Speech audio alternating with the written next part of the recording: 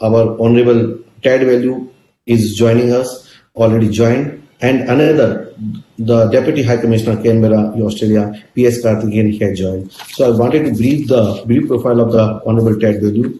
Ted Baillieu is the Premier of Victoria and Art Minister from 2010 to 2013. He was formerly a partner of Main and Valued Architect, a director of Knight Frank, Australia. He was board member of the Tourism Victoria, and he also recipient of Australia India Business Council 2013 Ashoka Medal. So that is the one of the achievement of the Honorable Ted Baillieu. In 2014, also he got the Asian Leadership Special Public Service Awards. So these are the two diamonds which he got it. One is Ashoka Medal, another is Asian Leadership Award.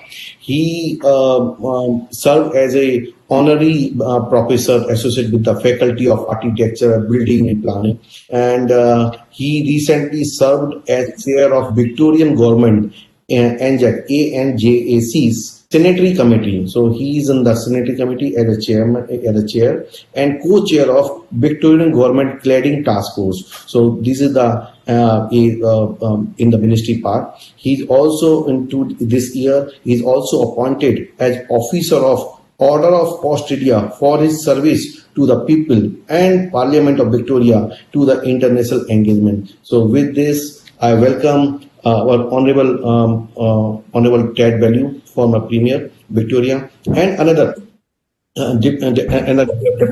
Deputy High Commissioner, Canberra, Australia, P.S. Karthigeyan. So, wanted to brief about the P.S. Karthigeyan. He is the IFS officer, but he is a career diplomat belonging to the IFS, a postgraduate in economics from University of Madras.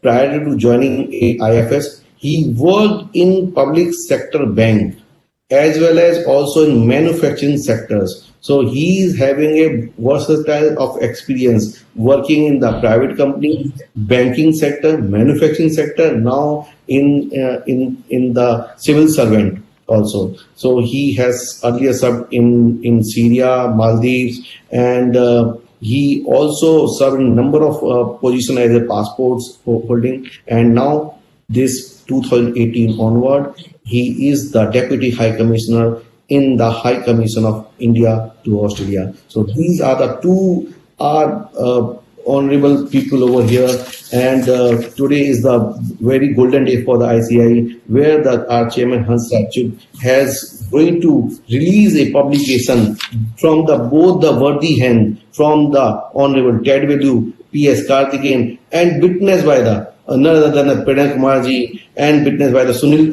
Talati ji, our Honorable Past President, and P. Santosh ji. That's going to be a witness to this a historical release of the publication on quick insight on professional opportunities abroad, and that quick insight is also covering the Australia and other region that will benefit all members across sitting in the India and abroad for taking this, how they can grab this opportunity. And I request Hans Rachuk ji, the chairman of this committee, who is releasing this publication, who is the mastermind to take out this particular publication, to say a few words and release the booklet and take both the people assent with the Guardian, because today we cannot have a release of our book in a physical mode, but we are going on the virtual mode. We are having meeting virtually. So the assent from the High Commissioner as well as the former Ted Baillieu and the witness by the Pranay ji and Santosh ji and Suntalari is required. So I request Hansa ji say a few words and release this particular booklet.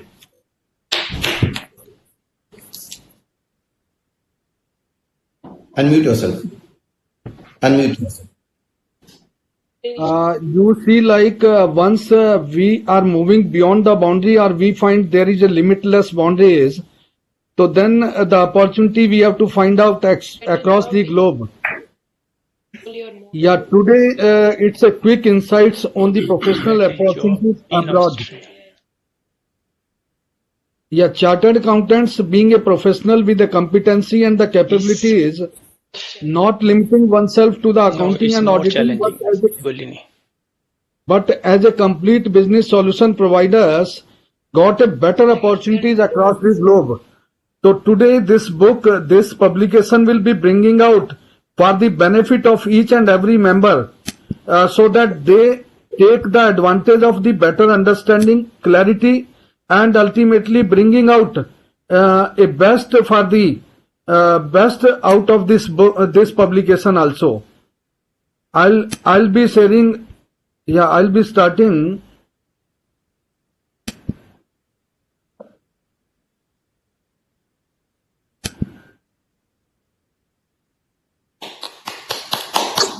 Congratulations to ICAI for This publication. This publication covers most of the best of the regions, best of the available opportunities for the professionals around us, whether they are settled there in India or in the different countries. If they want to serve to the other places or other area, geographical areas, this book, this publication will be very, very beneficial for each one of us.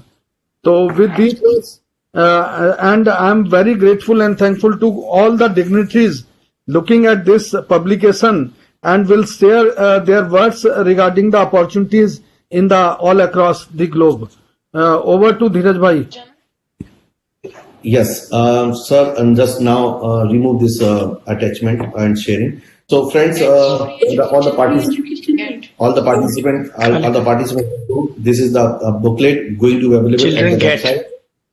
You can download this booklet and you can apply for your purpose. Now, I'm coming to the और पूरा आगे occasion where we need to have a listen our honorable Ted Baillieu. अभी नहीं मेरा 6:30 तो मैं बोलूंगा main तो भी है I request my former Premier of the Victoria, Honorable Ted Baillieu, for your inaugural address. Dheeraj, thank you very much. I do have some slides and I'm going to share them on the screen. So I hope they're... Victoria का premiere दो एक साथ भी तो नहीं होगा ना बेटा देख लेना एक बार फटाफट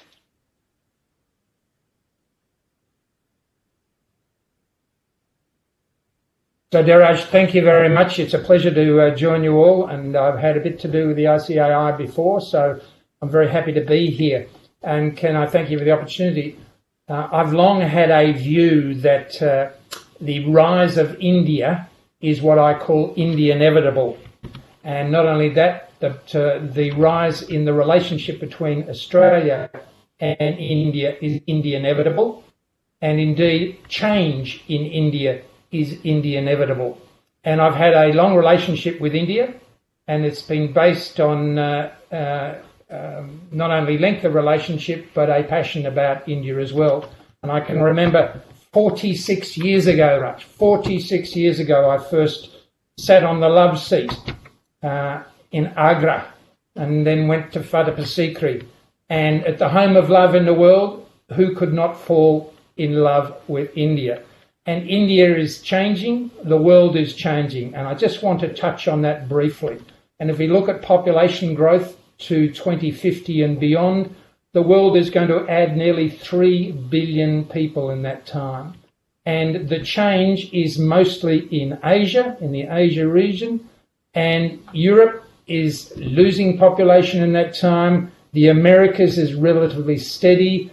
Africa and Asia is where the future is for population. And if you look at the top 8 nations, India takes over soon from China, and it's interesting to watch Nigeria as well, moving up the table in by 2050. But if you look particularly at India, you'll see that there's an extra 350 million people expected in that time. And if you look at China and Japan and South Korea in that time, they go backwards in population. Australia, we're modest, we're down much lower down the table.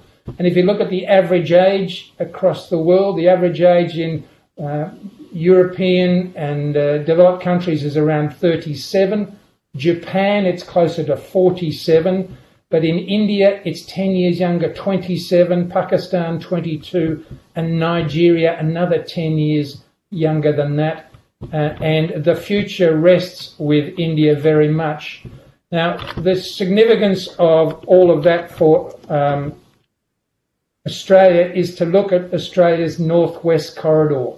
And in that 30 years, there's an extra 645 million people, while China, Japan, Northern Asia goes backwards around 60 million people, and Africa adds 1.3 billion. That's very significant for the Indian Ocean region. And as I say, the rest of the world is relatively steady. So you ask the question, well, there's a new market, an extra 650 million people. It's only a small extra market in Australia, and it's a natural question, well, why would we bother with Australia? And there are plenty of good reasons to bother with Australia. Certainly from our point of view, we think that's the case. At the moment, there's a lot of investment from China, and there's huge potential from India in that relationship. And indeed, those who visit Australia, New Zealand, China, obviously is very significant for us. But English-speaking countries are very much up there, and huge additional opportunity for Indian visitation as well. We have a recent India-Australia economic strategy from Peter Varghese, done in 2018. It probably now needs revision post-COVID and post the last 18 months. And there has been a report card on that done to some extent, and we haven't yet got there to grow the relationship from that strategy. But that's one of our challenges now. And indeed, the status in the Australia-India relationship, there are all sorts of agreements in place, but many of them very important. We don't yet have a free trade agreement, but we have the Quad, and we now have the Comprehensive Strategic Partnership with Prime Minister Modi and Morrison settled in June of this year. And we await the response to the India strategy from India, from Anil Wadhwa. But other things are still there as opportunities as well. So the significance for India itself will change in India is happening. And this is the inevitable change, which I believe is going to continue to take place.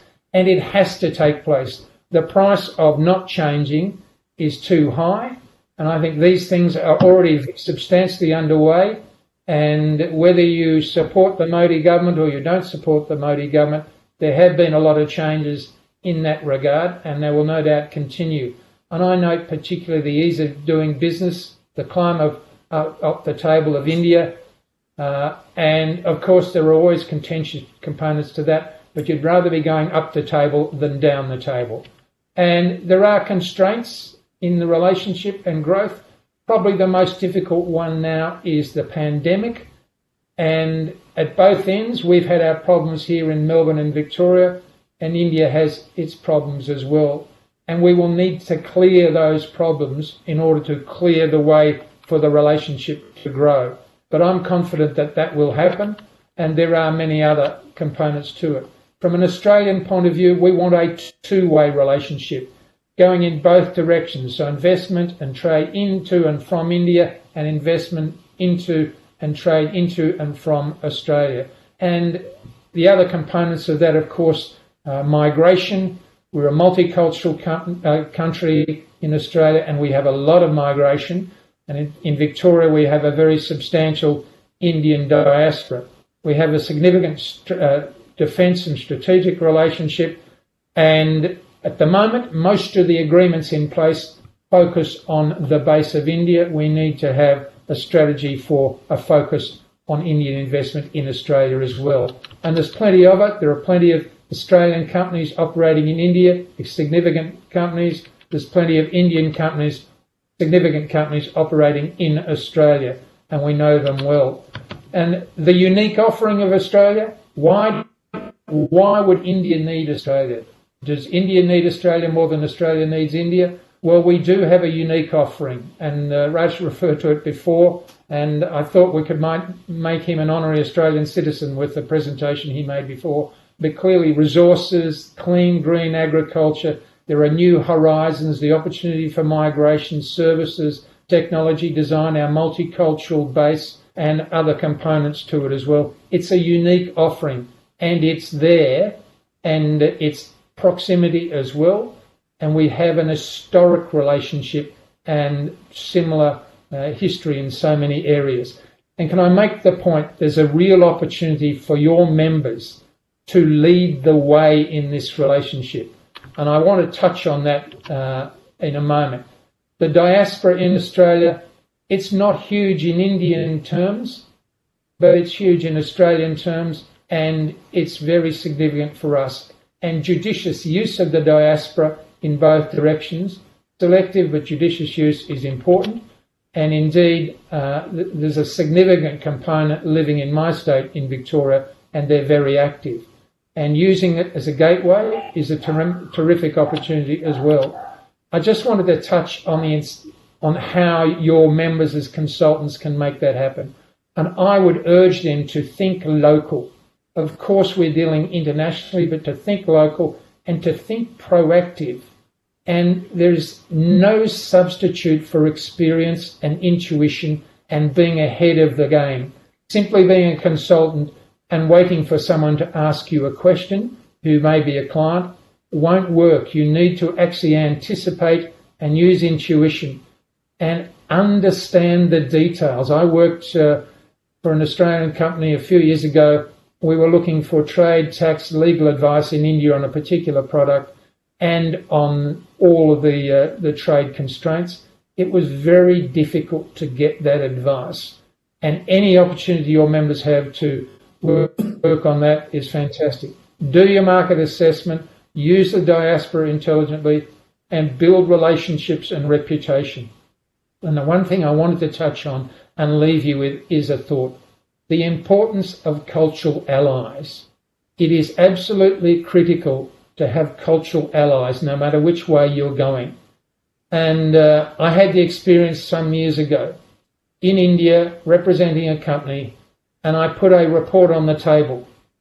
And the report included an agricultural yield on the front page.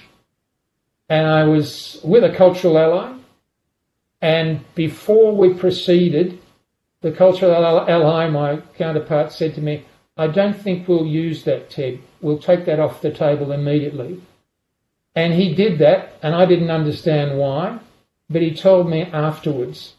And it's important that you take advantage of any information, particularly historical, intuitive information. And Australia offers it as well, but in India it's particularly relevant to those who are working in India from Australia. And I mention this. On that document, the yield number was 420 kilograms per hectare. It was an impressive number in the particular product, but he whipped it off the table. I didn't know why. I now do know why. And it was just an example of working with a cultural ally and making sure there's somebody there who can protect you from tripping up. And it works both ways, Rush. Think about this. What would your members, your consultants who might be listening to this, say if an Australian they were working with in Australia said to them, "How about you join me and we do a bit of 420? I suspect some of your consultants might balk at that. Very true. But it means something else. That's a 420 in Australia. Boats, for Australia. So don't reject them. Get the advice. That's what good consultants do. They use intuition. Going back where I started from, the seat of love in India, just people who love their job to the extent that it's intuitive, it's instinctive, and they protect their clients and the relationship before anything. Thanks very much for the opportunity, and I look forward to more discussion and supporting you in the future. Thank you. Thank you very much, Honorable Victoria.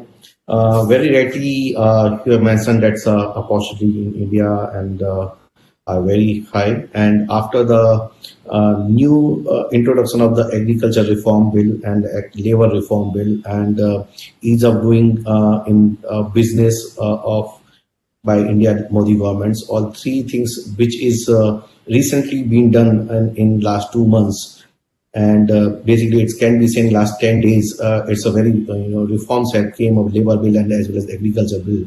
So definitely invest India movements can be blown up, and where the Australian company can come up and open our shop, and we can get the benefit. The same ties which we are having in Australia, and you very beautifully mentioned that in Australia is greener and a lot of opportunities are there. It's a lot of bilateral trades benefits going to be there. And our Honorable His Excellency is also here, Karthigeyan ji. He will describe more on these aspects. So very thanks from the ICAI and all the on behalf of all the participants, as well as from the Institute of Chartered Accountants of India, as well as the Melbourne chapter. I wanted to thanks to you for your excellent presentation and speech. Thank you very much for your time.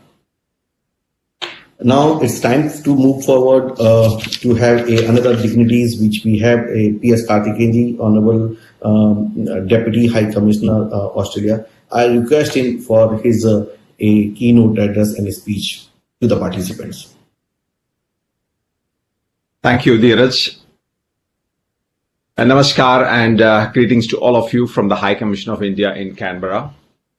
I'm delighted to joining all on this platform, and it's so wonderful to virtually connect with the members of the ICAI fraternity from across the world. At the outset, I would like to convey my thanks to the wonderful ICAI team led by Mr. Hansraj Chugh and Mr. Dheeraj Khandewal for organizing this very, very timely and useful, event. A wonderful initiative in these unprecedented times where we get to meet virtually and carry on with these very important discussions. And I would also like to congratulate you before I move on for coming out with this very insightful report about the opportunities for the professionals abroad.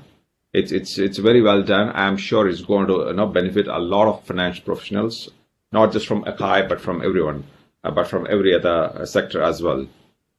Exactly. I'm particularly pleased that ICAI has decided to have an exclusive session on opportunities in Australia. Why I say this is because despite Australia being a close friend and partner of India, what we find in the High Commission, I've been here for the last 2.5 years or so, what I find is that there is the bit of suboptimal kind of awareness, even amongst otherwise well-informed people, about India, particularly about New India and the opportunities that it provides. As Dheeraj was mentioning, as even the Honorable Ted Baillieu, the former Premier and a long-standing friend of India, was mentioning, tremendous action is happening in India. Even in this unprecedented times when we are grappling with the pandemic situation, transformative reforms have taken place, economic reforms, labor reforms, agricultural reforms. So much has happened to make India a happening place. India, which was already one of the best attractive destinations in the world, it has transformed hugely in the recent years, thanks to the tremendous initiative that is being taken by the present government. As finance professionals who have a unique insight into this, and people who play a very important role in key sectors around the world, I think members of the ICAI also have a unique responsibility to ensure that this suboptimal level of awareness is taken care and the gap is filled in terms of the knowledge. Now, before I go, I have, I think, very brief time. 5 minutes has been allotted to me. So in this, I would like to keep my remarks brief, and I would like to kind of generally give an overview of the present scenario, the state of our bilateral relations, the trend, and the opportunities that lie ahead for the professionals. So friends, to say that we are living in strange and unprecedented times is perhaps understatement. I don't think anybody, in a good state of mind would have imagined something like this would have happened about a year or so back. The COVID pandemic has completely upturned our world, and besides the massive toll it has taken on the human lives, it has also, completely disrupted the global trade and supply chains as we knew, and it has deeply affected our social fabric as well. So, in this scenario, the importance of a globally coordinated response and cooperation amongst all countries to build a prosperous, open, and post-COVID world cannot be overemphasized. As good friends, India and Australia clearly recognize this importance of global cooperation, and not just to save the lives, but also to manage the economic impacts that come with a pandemic of this magnitude. In fact, our partnership today reflects very strongly our commitment to practical cooperation to take on global challenges, particularly like this COVID. In fact, as some of you might be knowing, very recently, India, Australia, along with Japan, had also agreed to work towards a supply chain resilience initiative in the Indo-Pacific. Friends, I'm sure you know India-Australia relations have witnessed unprecedented growth in the recent years. Perhaps it is in its best state ever. And this is not just due to the coincidence of factors, but it is in no small measure due to the deep commitment at the leadership level on both the sides for deepening and expanding these very multifaceted ties.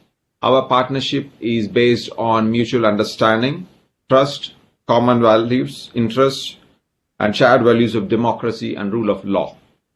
Of course, our 700,000 strong Indian diaspora in Australia, which provides that vigor and vitality to this relationship, and was so aptly described by our president as the living bridge. It is a very, very important factor in cementing and in propelling forward this unique relationship. In June 2020, you must have been aware, both the prime ministers met for the virtual leadership summit, and in an historic moment decided to elevate our relationship, our strategic partnership, into a comprehensive strategic partnership. As the Honorable Ted Baillieu mentioned, it encompassed solid agreements, MOUs as part of the CSP to take our relationship to the next level. I would not like to get into the details, but the MOUs that were signed during that period covers cooperation in key matters such as cyber technology, maritime engagement, education, science, technology, public administration, water resources management, and whatnot. And most importantly, the economic cooperation is economic cooperation for a shared prosperous future also was a very important element of this comprehensive strategic partnership. You must have known as part of the CSP, both the countries have committed to encourage expanded trade and investment flow to the benefit of both economies. In view of the remarkable growth in the trading relationship between the two countries, both sides also decided to re-engage on the bilateral FTA called the Comprehensive Economic Cooperation Agreement. India and Australia are natural partners with several economic complementarities. I'll just touch on a few of these. Friends, besides the obvious attraction of Australia as an attractive destination for migration to Indian professionals, particularly highly skilled professionals which are in demand in a place like Australia, Australia also has one of the world's most consistent economies. Till the pandemic hit the world, in fact, Australia had an unprecedented 28 years of continuous growth, perhaps unparalleled in any part of the world. And Australia, as you know, is a ideal strategic partner for India in its journey to achieve a transformative and inclusive economic growth. India needs to achieve this growth while dealing with the challenges of a large and growing population. Similarly, Australia faces similar challenges in its own way. And it is the complementarity of resources and approach in dealing with these challenges that make Australia the perfect partner for India to collaborate with. Opportunities in India, opportunities for Indian companies in Australia exist in many sectors. I'll just detail a few. I mean, I would not like to get into the details, but these are well enumerated in the strategy report, which Honorable Ted Baillieu also talked about. These are sectors across as wide as varied as mining, technology, resources, pharmaceuticals, healthcare, education, renewable energy, education, tourism, infrastructure, gems and jewelries. In fact, other than this, there are future opportunities also in emerging areas such as defense, sports, digital gaming, water management, space collaborations, and education technologies. Friends, anybody who is interested in Australia, first I think they should understand the way the country works. There is a huge premium here on systems, standards, and procedures. Anybody who would look at bypassing this would obviously have to pay a heavy price. And of course, the systems and procedures sometimes could be very frustrating for a genuine kind of an investor who wants to engage with Australia. But somebody who has the patience and has the long-term perspective to engage with Australia and can manage this systems and procedures, then he will really find it very rewarding. As finance professionals, I am sure you would be particularly interested in the sophisticated Australian financial service industry. Somebody was mentioning earlier that services sector forms the major part of the Australian GDP. It's very true, but the financial services sector alone, accounts for more than 10% of Australia's GDP. And this sector is heavily reliant on very highly skilled financial professionals, which I think members of the ICAI, the highly qualified chartered accountants from the ICAI fraternity, I think they will find it a very good opportunity. In fact, I'm so glad to note that already as we speak, out of this 700,000 Indian diaspora here, there are more than a couple of thousand chartered accountants from the ICAI fraternity practicing and contributing handsomely to the national building efforts of Australia. My hearty congratulations on this occasion to all of them. Dear friends, for a long time, the potential to strengthen the relationship between India and Australia has not been fully harnessed due to an inadequate awareness of business opportunities, as I said before. But now, as Honorable Ted Baillieu mentioned, the Australian government, in its first ever such exercise, a country-focused report on India called the India Economic Strategy Report was brought out in 2018, and it identified 10 top sectors and 10 states to focus on in India. And we are very glad to mention that the government of India has also has given the work to CII to come up with a mirror report called Australian Economic Strategy Report. So that will be coming out soon, and we look forward to specific opportunities and also the roadmap how to go about implementing them. Only thing I would like to say now before I go to my concluding parties, whereas there is a huge opportunity that still remains to be unlocked, and there are opportunities that have gone begging in the past, but there are encouraging signs that have come up in the recent years. Our bilateral trade, our bilateral investment, both of them have shown encouraging signs. In the last 5 years, I think our compounded annual growth has been 13.5%, perhaps one of the highest. And our investment is also a good $30 billion. It's two-way investment on both the sides included. But of course, we have concerns on the balance of trade and other things, but these are issues that we continue to address and we look at, and hopefully we'll be able to address to the mutual satisfaction of both the sides. Friends, I strongly believe that the stronger the engagement, the economic engagement between both the countries, the more opportunities that will come for finance professionals like you. That is the sum and substance of my point. I'm aware that something of interest to you is that ICAI MOU with the Chartered Accountants of Australia. I think the 2009 one has lapsed and is no longer there. But rest assured that the new comprehensive MOU between ICAI and the Chartered Accountants of Australia and New Zealand, we are working towards its expeditious conclusion. And I'm sure once it is in place, it will significantly expand the footprint of the Chartered Accountants in this geography. Another thing I would like to kind of, inform you on this platform is that Government of India has also proposed a draft mobility and migration agreement with Australia on the lines that we have done with France. This would also facilitate a movement of professionals amongst other things for economic reasons. So endeavors like this, arrangements like this, I'm sure would lead to greater access to our highly qualified professionals. Things like the restrictions that are currently in place due to the pandemic, we understand that there could be short-term ramifications because of that.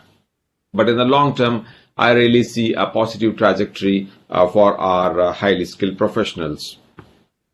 So, friends, before I end, I would just like to kind of reiterate that the way the business is being done, was being done before the pandemic, I'm sure it's going to change, perhaps for forever. But the key to success, which is the ability to kind of continuously learn, adapt, push new boundaries, and innovate, improvise on the way, and to have an inbuilt resilience. These things, I think, will continue to remain as relevant as ever. And I'm sure, going by the past record of ICAI, I'm very sure that the members of ICAI will do very well to adapt to the challenges of the time and harness the opportunities that await us on the other side of the pandemic and do well for the greater good of all. I wish you all good success and good health in abundance, and thank you very much for the opportunity. Thank you very much, sir, for your excellent message to the professional community for a greater opportunities in Australia, briefing about the various sectors opportunities in Australia, where they can have advice and guidance to the Indian community, Indian businessmen. Sir, very excellent. Now we are moving towards the panel discussion, and we have the other dignitaries as well as. So we have P. Santosh, Managing Director, ANZ India Business Chamber. He's having 15 years experience of the professional life in who spent on the identify, pursuing and promoting Indo-Australian business opportunities. He had made 12 business visits to the Australia and met 2,000 Australian companies across the entire region. So he has various opportunities to hold over 400 Indian companies to establish their business in Australia. So welcome P. Santosh for institute this program. We have another dignitaries, none other than our own faculty, member, our prestigious past council member, prestigious past president of the ICAI, and also current chairman of Service Promotion Council, SEPC vice chairman. So he is the eminent chartered accountant having more than 40 years of experience in the practice. He has served the past president in 2007 and 8, and he is being appointed by government of Gujarat as member in the Free Regulatory Committee for all medical colleges in Gujarat. He has appointed in the Special Committee of Coal India Limited for considering the valuation of the Coal India mines. Recently, he has been appointed as independent director of Gujarat State Financial Service Limited, GSFS. This is a prestigious body of the government of Gujarat. So welcome Sunil ji for this panel discussion. We have another panelist, a banker, CEO of the State Bank of India, and I also had the opportunity to listen him with him in the Melbourne. So Pranay Kumarji is working with the State Bank of India from last more than 25 years, almost 26 years. So Pranay Kumarji has the extensive hands-on experience in corporate credit and project management and project finance. So he knows that how the chartered accountant can take up the opportunities in Australia, in the finance, in the credit. He has managed several large projects for the railways, power, telecom, infrastructure. He is the certified financial crime specialist and also completed the program for leader from Harvard Club of Australia. And with this, I welcome the CEO of the State Bank of India in Australia, Pranay Kumarji. So we have the all panelists. I also wanted to brief that all the participants. We have the Karthigeyan going to be connected in panel discussion. We'll have some questions. I know that a lot of questions are coming for His Excellency to answer it. Though it's very well covered with the profile of the trade value and Karthigeyan about the Australia and India strongness ties. But still, we have some questions, and we'll deliberate and we'll find out what are opportunities for the members of the Chartered Accountant are there sitting in India, as well as opportunities while serving to the Australia. We have seen in the last 10 years, lot of chartered accountant, lot of skilled people are required at Australia, and lot of people like my friend, he's from Melbourne chapter, and he was in Mumbai in 2006 and 7. He's my very close friend. He moved to the Australia and find the opportunity. Like him, lot of my friends have moved to the Australia, and as mentioned, Australia is good country. Live in there. So we'll explore more possibilities, how the youth of the member, youth chartered accountant can find the place in the Australia. So coming to the questions to the P. Santoji.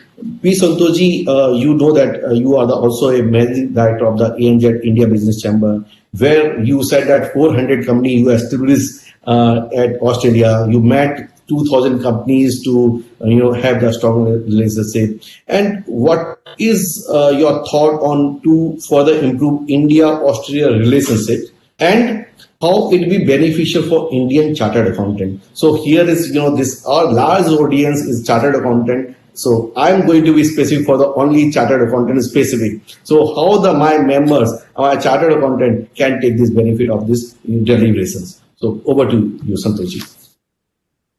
Thank you, Dheeraj. Let me first congratulate the ICAI team for organizing this wonderful event. Indo-Australian relations are driven more by soft power than hard economics. Cricket, English language, and a vibrant diaspora of over 500,000 have been strong connecting links between the two countries. The challenge before the two nations is how to translate these people-to-people contacts into a robust trade relationship. The past few years have seen significant efforts from both the countries. As Mr. Karthigeyan mentioned, the high-profile visit by Prime Minister Narendra Modi in November 2014 and the recent virtual conference between the two Prime Ministers have strengthened the bilateral relations. I believe the next 10 years will be the golden period of Indo-Australian relations. A broader bilateral trade and the growing number of Australian companies in India should widen the role of Indian chartered accountants and their professional services.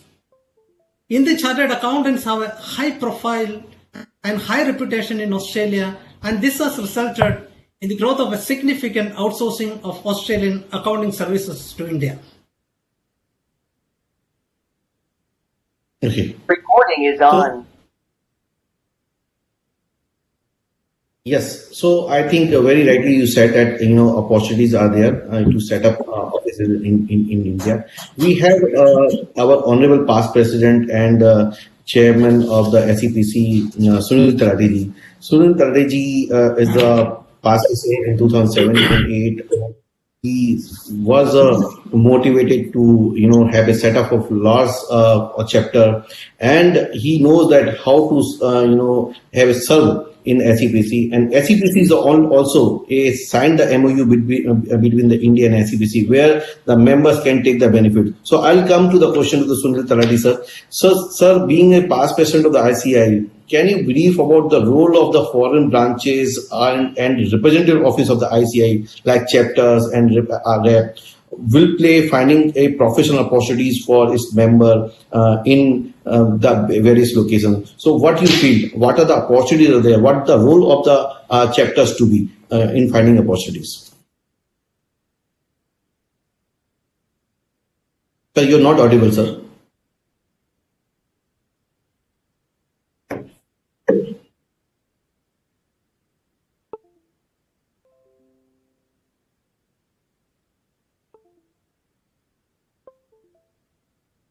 Sir, you're not audible. Your voice is not coming. I think you have to.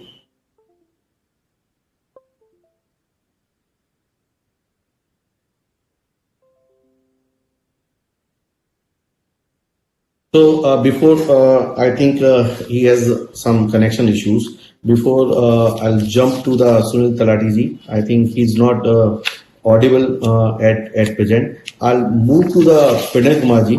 Pranay Kumar ji, the CEO of the SBI, State Bank of India, prestigious bank and the only lead bank in India, which is the largest in India, government of India undertaking SB, State Bank of India, and a very prestigious post which you having it in Australia. Sir, you being in Australia since long and being worked in the SBI since long, from last 26 years, you know the chartered accountant working, you worked in the trade finance, you worked in the trade credit, you worked in the trade project management. So what are the career opportunities in the banking system in Australia?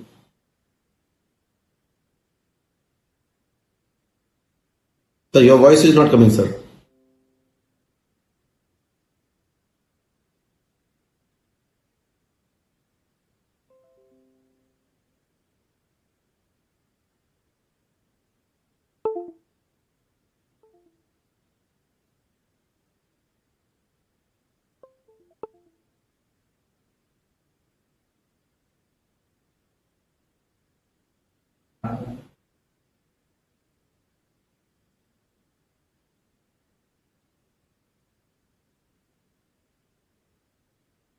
No, sir, your voice is still not coming. Sunil sir, can you hear me and can you reply me? Are you audible, sir? Sunil sir? Sunil Talati ji, are you audible?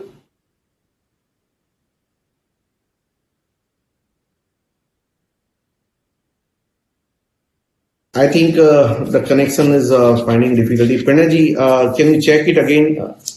Your voice is not coming. You have to log in again and log out. Some issues are coming.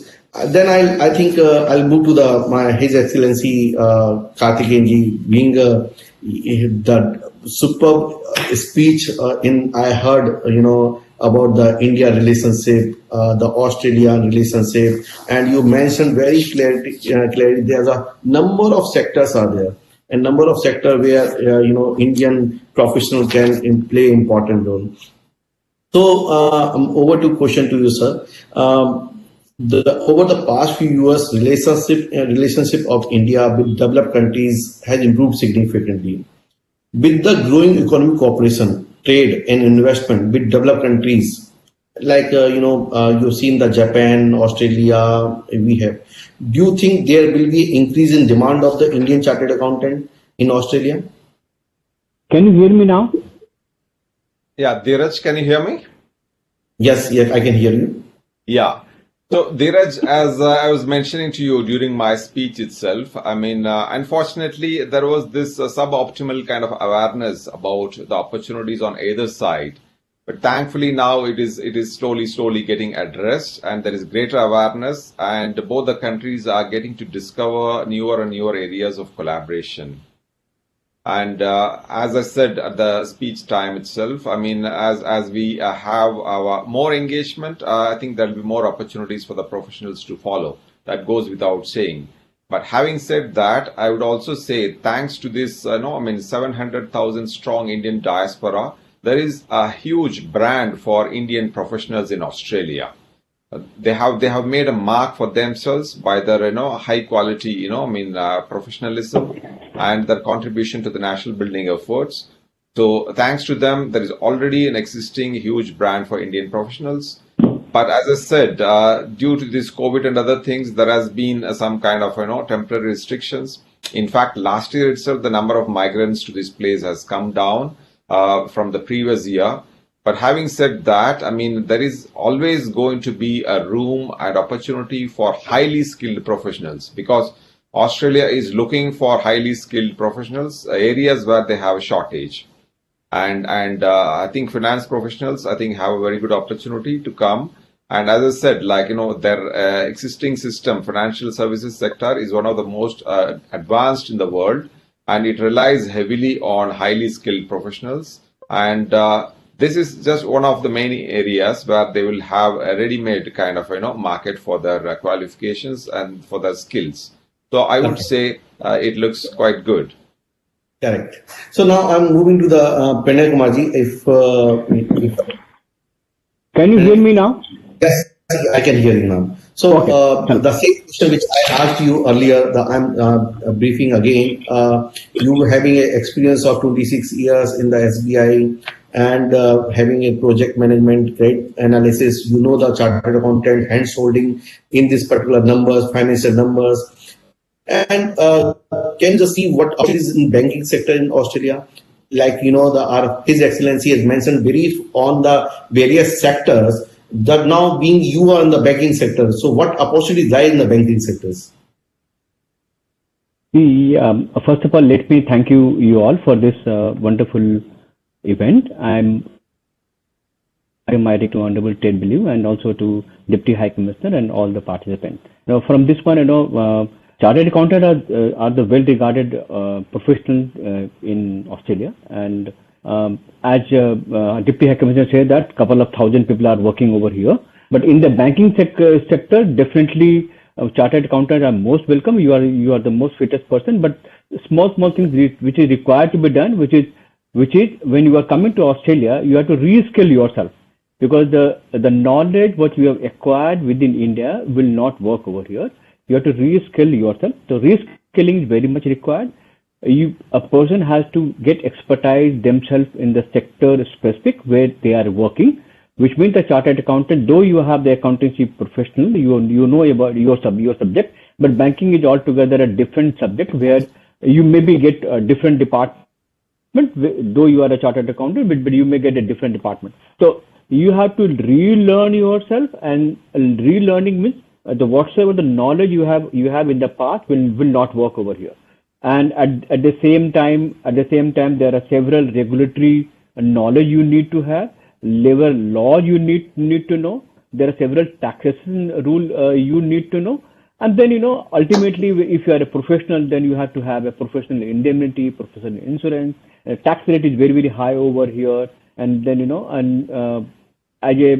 suppose you are coming to as a banking sector and you want a loan, or you want to set up any venture over here, then you must be aware that Australian population is very, very very low compared to the India, and therefore if any entrepreneur want to have a scale of the business, so that is not going to happen. The scale of business will not happen. But also we need to remember that Australia per capita income is $50,000, where the India per capita income is just $2,000. The gap is so huge. So you may not scale that number, but even a smaller number will give you the desired number or desired result. So these are the things which I believe that any person want to set up a career over here in Australia, whether in banking or any other sector, they need to do some. These are small things. So Dheeraj, am I audible now? Dheeraj, can I come in? Yes, you are very much audible, sir. I am coming to you.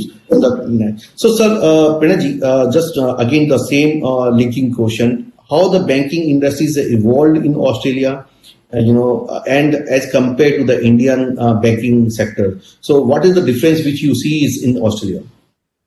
Okay, now Australia, the banking is not regulated as bank is regulated in India, which means all banks are in the private sectors. So all of the listed entity, all of the public listed holders are there. There is no government a single listing is there. So this is one thing we need to be known. And then cost for the e-services is much higher than the Indian income if you compare to the India. And then you can see that even though SBI is the biggest and largest bank in India, but our profit level is not that level of the even the smallest bank, like number 4th bank of the Australia. So in Australia, the one largest bank give you the profit of $10 billion, and whereas the largest bank in India is not even having $1 billion of the profit. So motto of the different is of the two countries are slightly different. So the banking is a slightly costly affair over here in Australia compared to the India. And if I go one step further, between India and Australia, you may be aware of, and I want to brought to the notice of the all the people who are the participants, that Australian major banks are not operating in India. So that link is not there. So only SBI is the only platform you have, which you are working in Australia also, and you are working in India also. So these are the final things I believe that need to be noted. So over to you. Sir, I think very rightly said. Again, Mike, another question to you, sir. Being you know that Indians' mentality, Indian working, like India's growing with the 60% in the GDP in the service sector, IT industries, outsourcing industries, chartered accountant are more equipped in terms of accounting and auditing services, which we're going to discuss. Now we are discussing in the banking services. Can we have a outsourcing shared services in India of the entire Australian banking sectors, and how it can be? To your surprise, Australia largest bank, this Commonwealth Bank of Australia, have their back office operation in Bangalore. So so that is already there. So you already have the back office operation of Australia largest bank in Bangalore. They have acquired a good number of space in Bangalore. So Westpac is also doing their outsourcing activity in India. Now the question is, though the outsourcing activity is being done in India, the privacy rule in Australia is very strong. So if you are interested in outsourcing activity or to taking a business from the Australia, then you need to be aware of the Australian rules and regulation. And one of the strongest rules and regulation is privacy rules, which is it to be evolved in our country in India. So these are the things are there. So then definitely most welcome for this outsourcing activity. And you may be aware of that. All Australian telecom company they have the outsourcing activity back in India. So there are the things are already pipe is already created. So you have to jump in. So opportunities are there in the banking sector as well. Now I'll move to the our own past president Aniket Talati ji. That time we could not able to link. Now he is available. So sir, again my question to you is that you being a past president of the ICAI, how you see the chapters can bridge the role between ICAI and Australia, and how they can grab the opportunity for the members. Yeah, sorry for the technical mess. So now I am on the laptop of Aniket. Therefore, the name of his is appearing. This is a very interesting question. There are hundreds and thousands of Indian chartered accountants who are keen to go to Australia, but they are not properly guided or they are not aware how to go there. Let me tell you, through Institute of Chartered Accountants of India office, you can find out the names and addresses of the office bearers of the chapter in Australia. We have chapters in Australia. All the office bearers in chapter in Australia, they are very keen and helpful to give you all the details that is required to know what are the exams in the Australian Chartered Accountant. There are two institutes, Institute of Chartered Accountants of Australia, and we have Institute of Chartered Accountants of Australia and New Zealand. They are 1,12,000 members, as against 3,12,000 members in India. So they will give you the details when are the exams to be held, and our MRA, which took place immediately. I handed over the charge to my successor next year after my presidency in 2009. That MRA is expired. Now new MRA is being signed up. Through that MRA, we are going to come quite closer, and certain exemptions of paper will be available. So few papers are to be appeared by the Chartered Accountants of India, and you will get the degree of chartered. Yes, as of now, they don't give the license, just like in UK. Indian chartered accountants, for that matter, outside chartered accountants, are not allowed to do practice. But then there are tremendous scope in service lot of areas are there where we can provide our accounting and auditing and other taxation expert service. Minimum salary starting, as was mentioned by my previous speaker, starts from $30,000 to $40,000 and it goes to $100,000 in a very short span of time.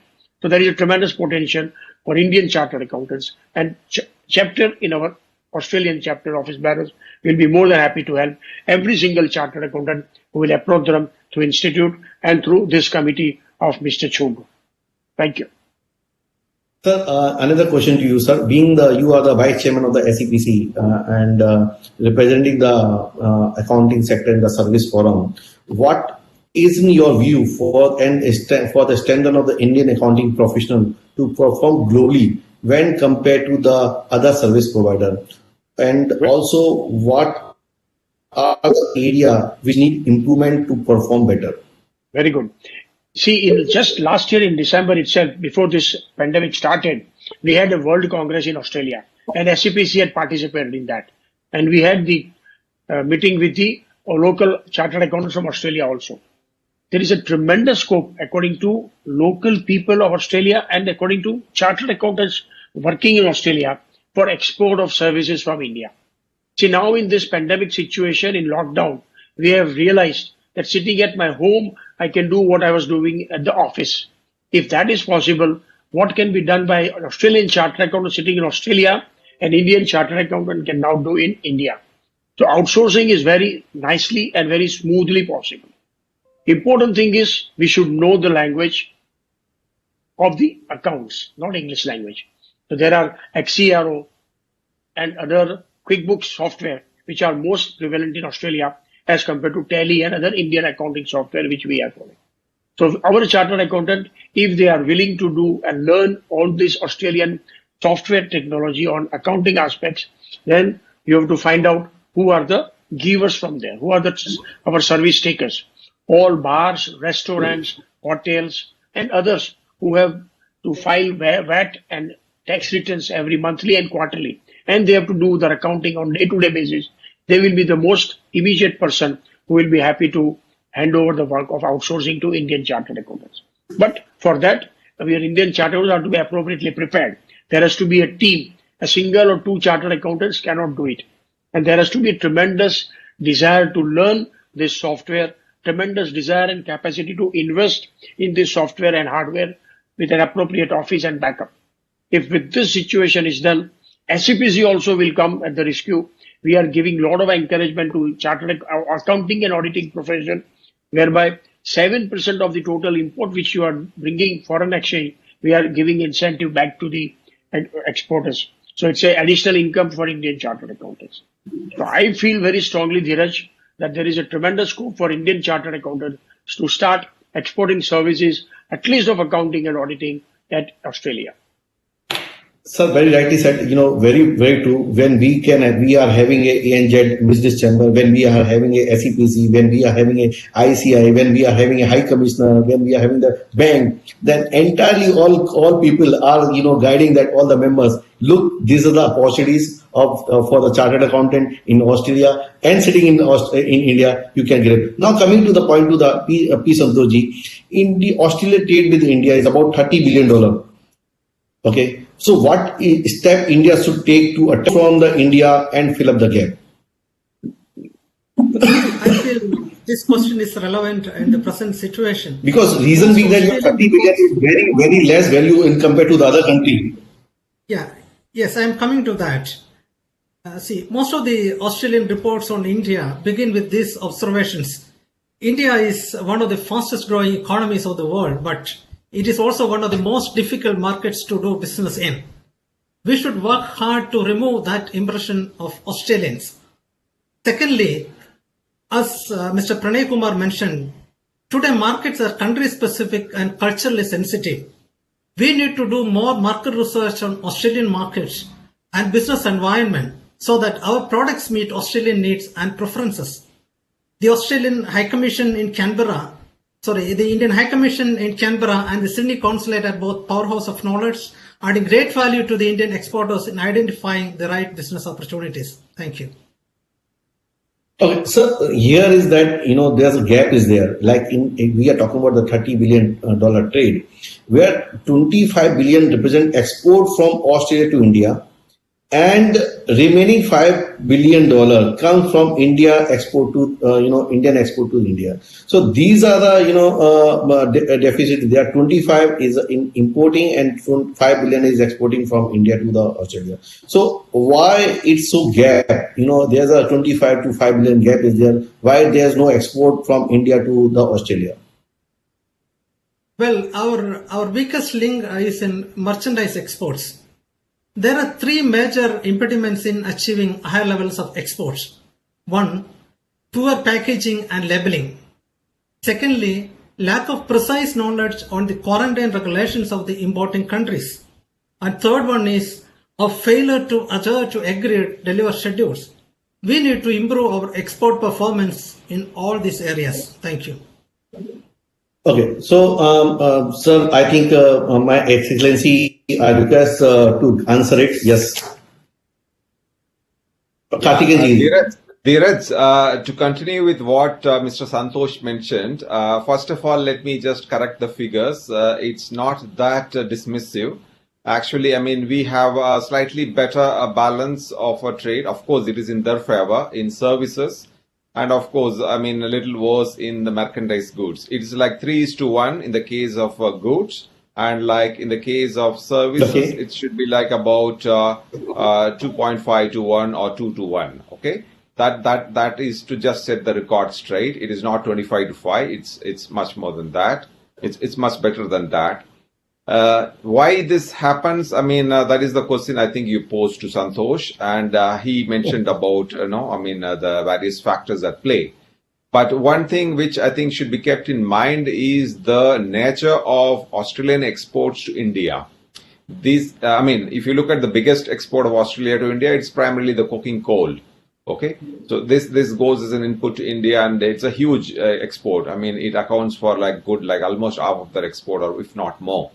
So we do not have something like that to export to Australia. Our main exports to Australia, if you look at it in the last couple of years, it will be like refined petroleum, pharmaceuticals, some machineries, equipments, things like that. There is a tremendous scope to increase the export from our side to Australia. That is what we are concentrating and focusing on. And hopefully we'll be able to kind of, bridge the gap, if not close it altogether. But for the present, there is this kind of, thing which we have to, manage. But we see a tremendous scope in the services sector. As you know already, a lot of Indian IT service providers are present in Australia, giving them services. A lot of Indian companies based in India are also providing services. But this is an ongoing thing. This is an area of priority for us also at the High Commission. Highest priority is being given to this issue, because this is not sustainable in the long run. For trade to kind of sustain and flourish in the long term, it has to be a two-way sustainable and symbiotic relationship. And not to say that right now it is not like that, but the balance of trade perhaps cannot be sustained at this level for long. So we are really focusing on and taking it as a priority, and our negotiations also, would be around this to ensure that, there is a balance in our trading relationship.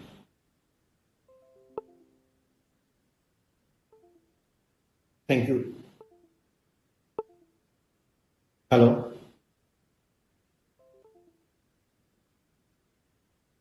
Yeah, go ahead, Dheeraj. Next questions.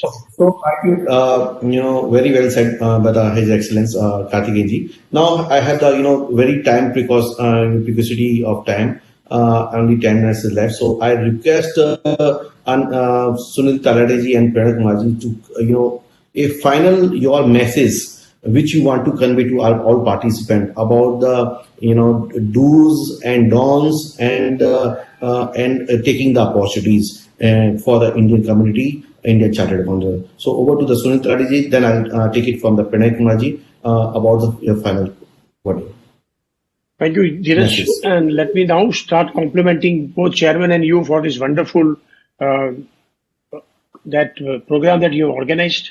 It is exclusively for the benefit of Indian chartered accountants more rather than Australian chartered accountants or Australian fraternity. But it is win-win situation for both. But I strongly believe that our syllabus, our training, and our Indian chartered accountants are so rough and tough and so well trained that they can pass any other exam, either it's CPA USA or UK CA or CPA exam or CA exam of Australia and New Zealand. So if a chartered accountant in India is keen to migrate to Australia and do work there, because as I mentioned, practice is not allowed at present, he has to first learn the local laws and pass the examination of chartered accountant exams there. Once he is equipped with that, he will be in a very, very nice position to be employed at a very nice, any banking sector or any company or any corporate or in a private sector. So scope are there.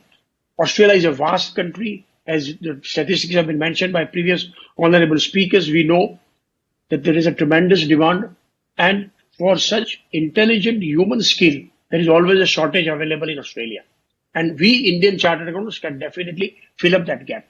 What is required, that just like our syllabus, as we study very hard, we have to be prepared, work very hard in Australia, learn these local laws and learn the subject, learn the local software, and try to see that you gain all that is required to do job in Australia. Once that is done, I can definitely tell all my Indian chartered accountants who are keen to go to Australia that future in Australia for Indian chartered accountants is extremely bright, provided you are willing, provided you are competent, and provided you decide to learn and work hard. If that is done, I think this kind of meeting will serve the more purpose for all of them to get whatever is not filled up by the appropriate gaps. These gaps can be filled up by this committee and this kind of meetings, and it can serve as a great enthusiasm and encouragement to all Indian chartered accountants. So I wish my fraternity all the very best for this purpose. Thank you. Thank you, Sunil Talati. Can I hear the Pranay Kumarji? Are you there, Pranayji? I think he's left. So before he comes, I wanted to have the two chapter over here. One is Sydney and one is the Melbourne chapter. Yeah, one of the Sydney and one of the Melbourne chapter. So I request the Sydney chapter, Mr. Subbu. Are you there, Subbu? Yes, Dheerajji, can you hear me? Hello. Yeah, I can hear you. So I just wanted to know what the Sydney chapters is bridging the gap of the youth of chartered accountant. Those are sitting in India or those are already in Australia. So just wanted to know from your Sydney chapter how they're helping it. And if you have any query, you can ask to our panelist also. Sure. Thank you, Dheerajji. Greetings to the respected dignitaries and all participants. My name is Subbu Subramanian, and I'm representing the Sydney chapter as the chairman of the chapter today.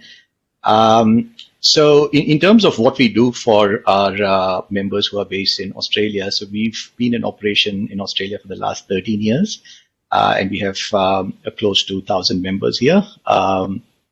However, as you know, with the current global pandemic, things have changed a lot, and online events now have become the new normal. Really pleased to say that, in spite of the challenges, we've organized close to 20 CPD events and workshops in the last 6 months, all of which have been approved for structured CPRs. And the member feedback has been pretty good. So it's really important to keep our members engaged. And just at this juncture, I just want to acknowledge the inspiring leadership of our ICAI President, CA Atul Gupta ji, and Vice President, CA Nihar Busari, who kept telling me that the show must go on. And luckily, we both have, they both have actually agreed to speak at our international conference, which is next month on 23rd of October. Now, with regard to members who are in India and who are willing to migrate to Australia, so we've been, what we call them like new migrants, and we've have a, pretty much a detailed, a program for them. So first things first, what we do is we have a comprehensive welcome pack, which is there on our website, icai.org.au. And this has pretty much we be told all questions that you could potentially have about settling in Australia, including job search. Then what we do is we also conduct a 3-hour session, helping our members who have migrated to settle in Australia, now which includes information on local legislation, the local culture, soft skills, jobs, resume preparation, interview tips, and anything associated with a typical job search. That's pretty much what we do. And of course, we are supported by a team of volunteers and also our sponsors, State Bank of India and Silver Hall Real Estate Services. Just finally, I want to say that if you have any question, feel free to write to us on support@icai.org.au. Thanks, Dheeraj. Thank you, Subbu. Now, my question to the Pranam Kumarji, that time you were dealing that. Sir, being you are in the Sydney and Australia, representing the SBI, sir, what is the role, Indian Chartered Accountant can play in the SBI? They wanted to know about the functions of the SBI in Australia. Suppose if client of Chartered Accountant in India looking to invest in Australia, how they can apply you, how they can get the funding, some role of the SBI which needed to explain to the members, please. No, see, SBI is having the banking license, full-fledged banking license, and we provide all kind of banking services to all the clients, whether it's Australian client or coming from Indian coming to Australia. But if the Indian coming to Australia, if they want to invest, they need to learn some of the small things when they are coming to Australia, because as Deputy High Commissioner also said, the system and procedure are quite lengthy. So once you want to set up a business over here, then you need to deep pocket and you should have certain amount of patience for the regulatory approval. So these are one thing that need to be known. Now the traditional banking prevail over here, and Australian bank generally they do not take project finance risk or any greenfield project. To that kind of challenge you are going to face, so definitely you need to rely upon the bank like SBI or some other multilateral agencies you need to work upon. Then definitely two things as a chartered accountant people should be aware of. The personal guarantee for any project you need to be given. There is no choice. Like in India, you try to avoid the personal guarantee. In Australian banking, you have to give the personal guarantee. Number one. Number two is that everybody knows over here that directors are personally accountable and responsible for all the activity of any entity. So these are the two vital things one should be aware of, and that should be kept in the top of the head. And third thing, in the consolidation of the book, you will get a bank loan not from your SPV, but as it has to be from the entire consolidation of the book. So consolidation of the book is very, very essential. And lastly, in the banking parlance compared to India and Australia, India work on the LGD methodology, which means the loss at given default, where the Australia work on the probability of the default. So these two things need to be aware of. And lastly, about the banking sector, Australian banking, the level of NPA is less than 1%, 0.7%, despite this COVID scenario, and which include the NPA as well as the deferral. So this is 0.7%.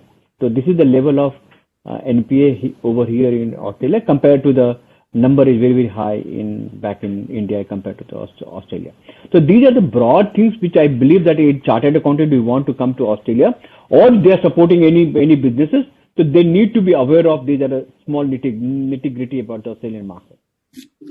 Thank you very much. Now we have another chapter, my good friend Baillieu Gehlot from Melbourne.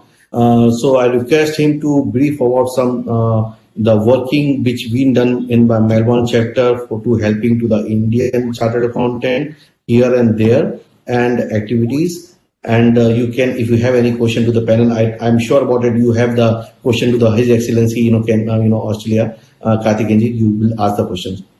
Thank you. You can proceed. Your voice is not coming, Bimal. You are not audible.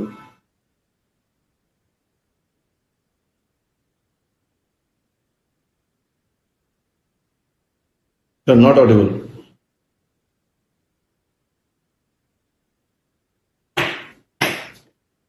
So I think we will just check again because time is for the another session. We need to move. I request you again, Bimal, you are not audible.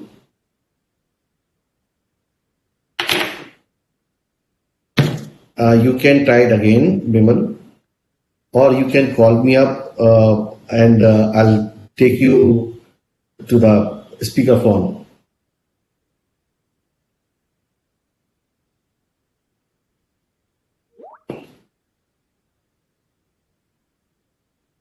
Yes, please, you can call me up.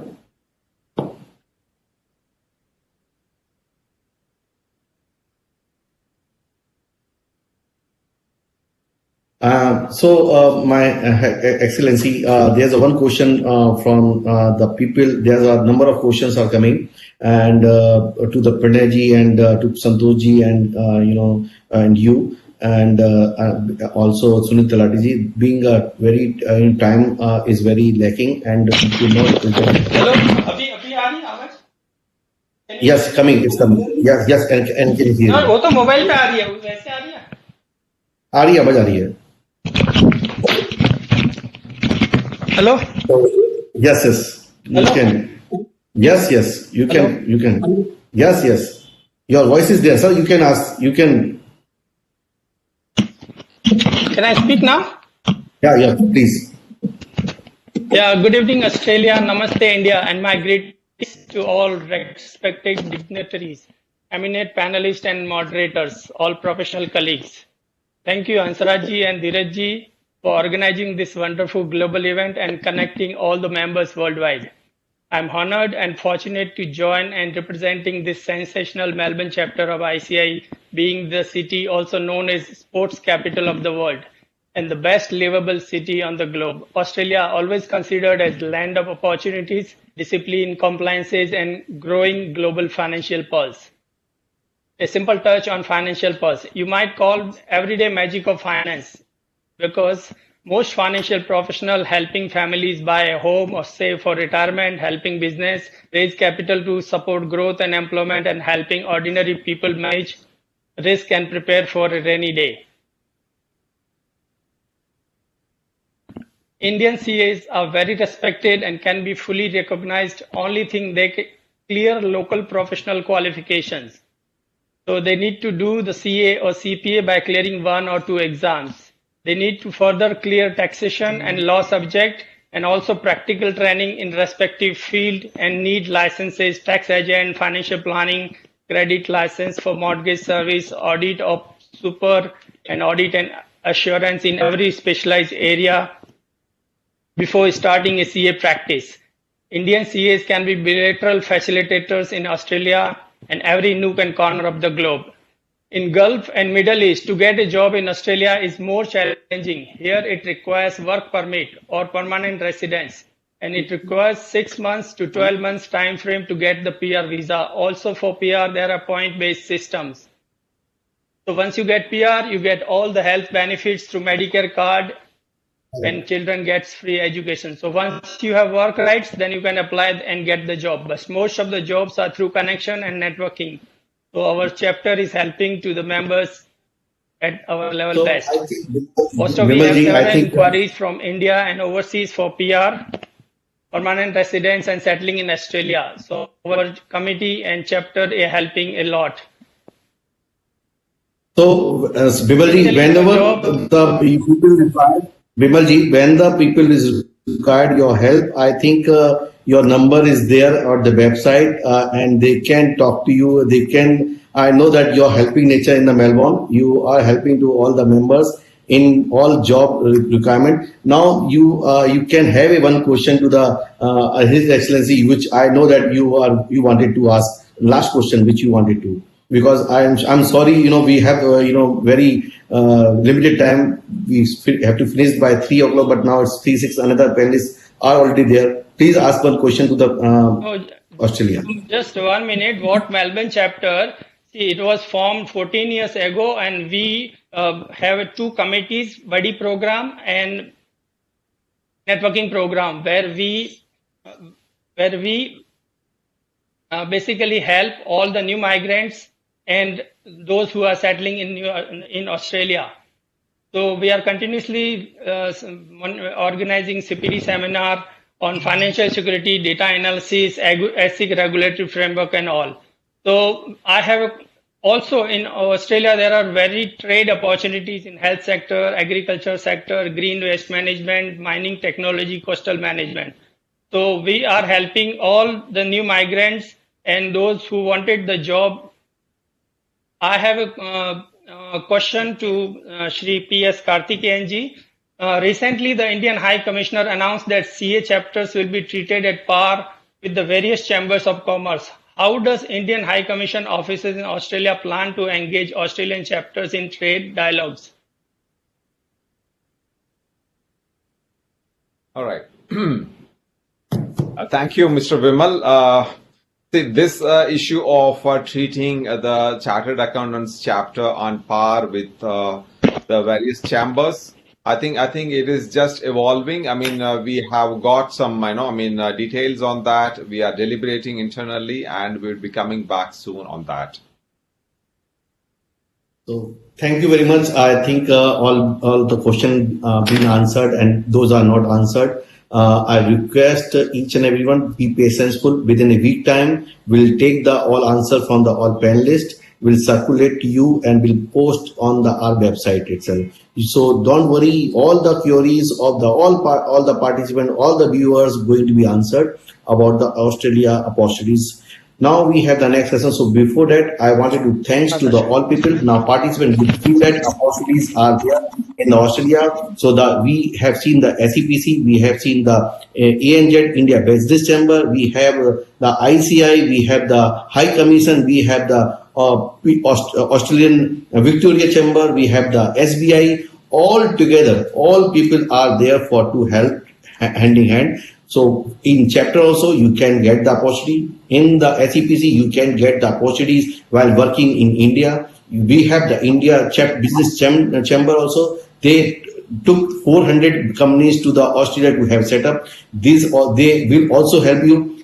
Be connected with the P. Santoshi, be connected with all the people. And when you landed, when you wanted to have a business, get connected with the Pranay for the finance. So all your needs going to be addressed by this, and I hope that you will like it. And the entire 2 days program, whatever the programs are on live, this is on YouTube channel. Those who have missed yesterday, I got a number call and message from the participant. They missed the entire 2-day program. They can log in to the YouTube. They can see it. So thank you very much, all the participants, and thank you all the panelists for their excellent contribution. I also want to thank to His Excellency for their time, for 1 hour 40 minutes time, which is precious time which he is given to the entire participant. So, and Pinerji is being a CEO of the company is given the time. And Santoshji, now over to my chairman Hansaji.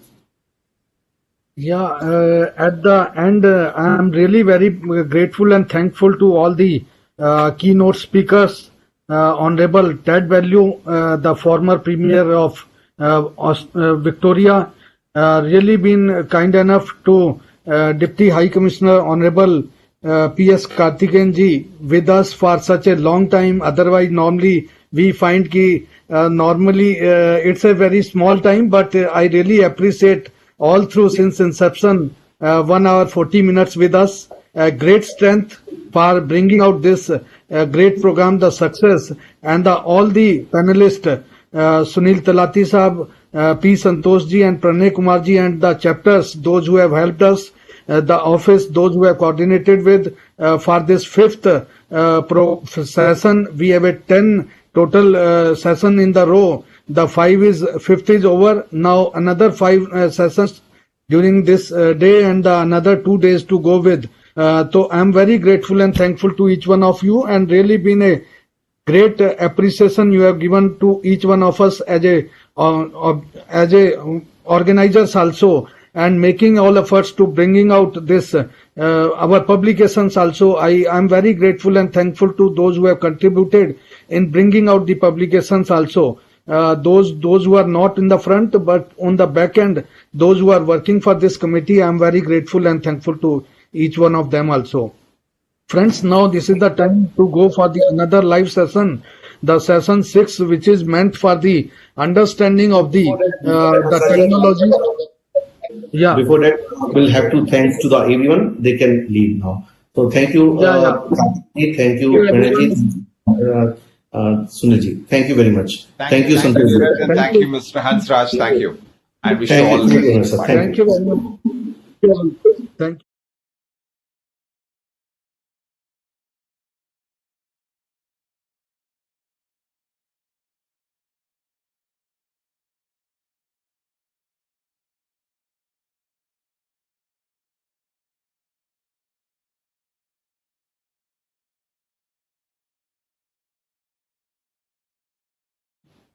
And on my personal behalf, I welcome you all to this session number 6, which is for the to understand the importance of the virtual office in the global scenario. And today we all understands with we are there virtually with each other.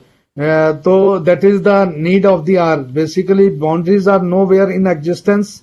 If we really understand the technology only existence, which makes us to look beyond the boundaries, beyond our boundaries of the nation, and it is only the understanding which makes one perfect.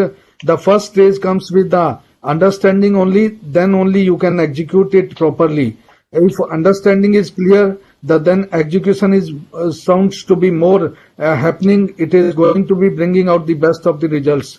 Friends, we have with us Gayatri Pratap ji, who is head of the Indie operations. Then Guru Prasad ji, an eminent faculty with us from the Bangalore. Priya Misra ji, who is a CEO of the Accent Digital Australia. And we have one best of the friends with me from the council, Anil Bhandari ji, who himself is a technical expert in the technology. And my co-chairman is there. We have a 2 chapters also along with us. I think one has gone. One, Vimal Gehlot ji from the Melbourne is there with us. So we all have to, the other participants are also there. And I welcome this behalf and the each and every participants also. Basically, without technology, it's very difficult to move, to grow, to bring best to the nation, best to the profession. So technology is so important. So I'll be moving to my friend Anil Bhandari ji for the opening remarks and sharing his words with the participants and with the speakers also, with the panelists also. Anil ji, over to you. So, thank you, Hansaj and a very good afternoon or a early evening or maybe a late evening to all our members here and everybody across the world. I think it's been a fantastic idea put together by Hansaj and Dheeraj for working on the ICAI Global Week.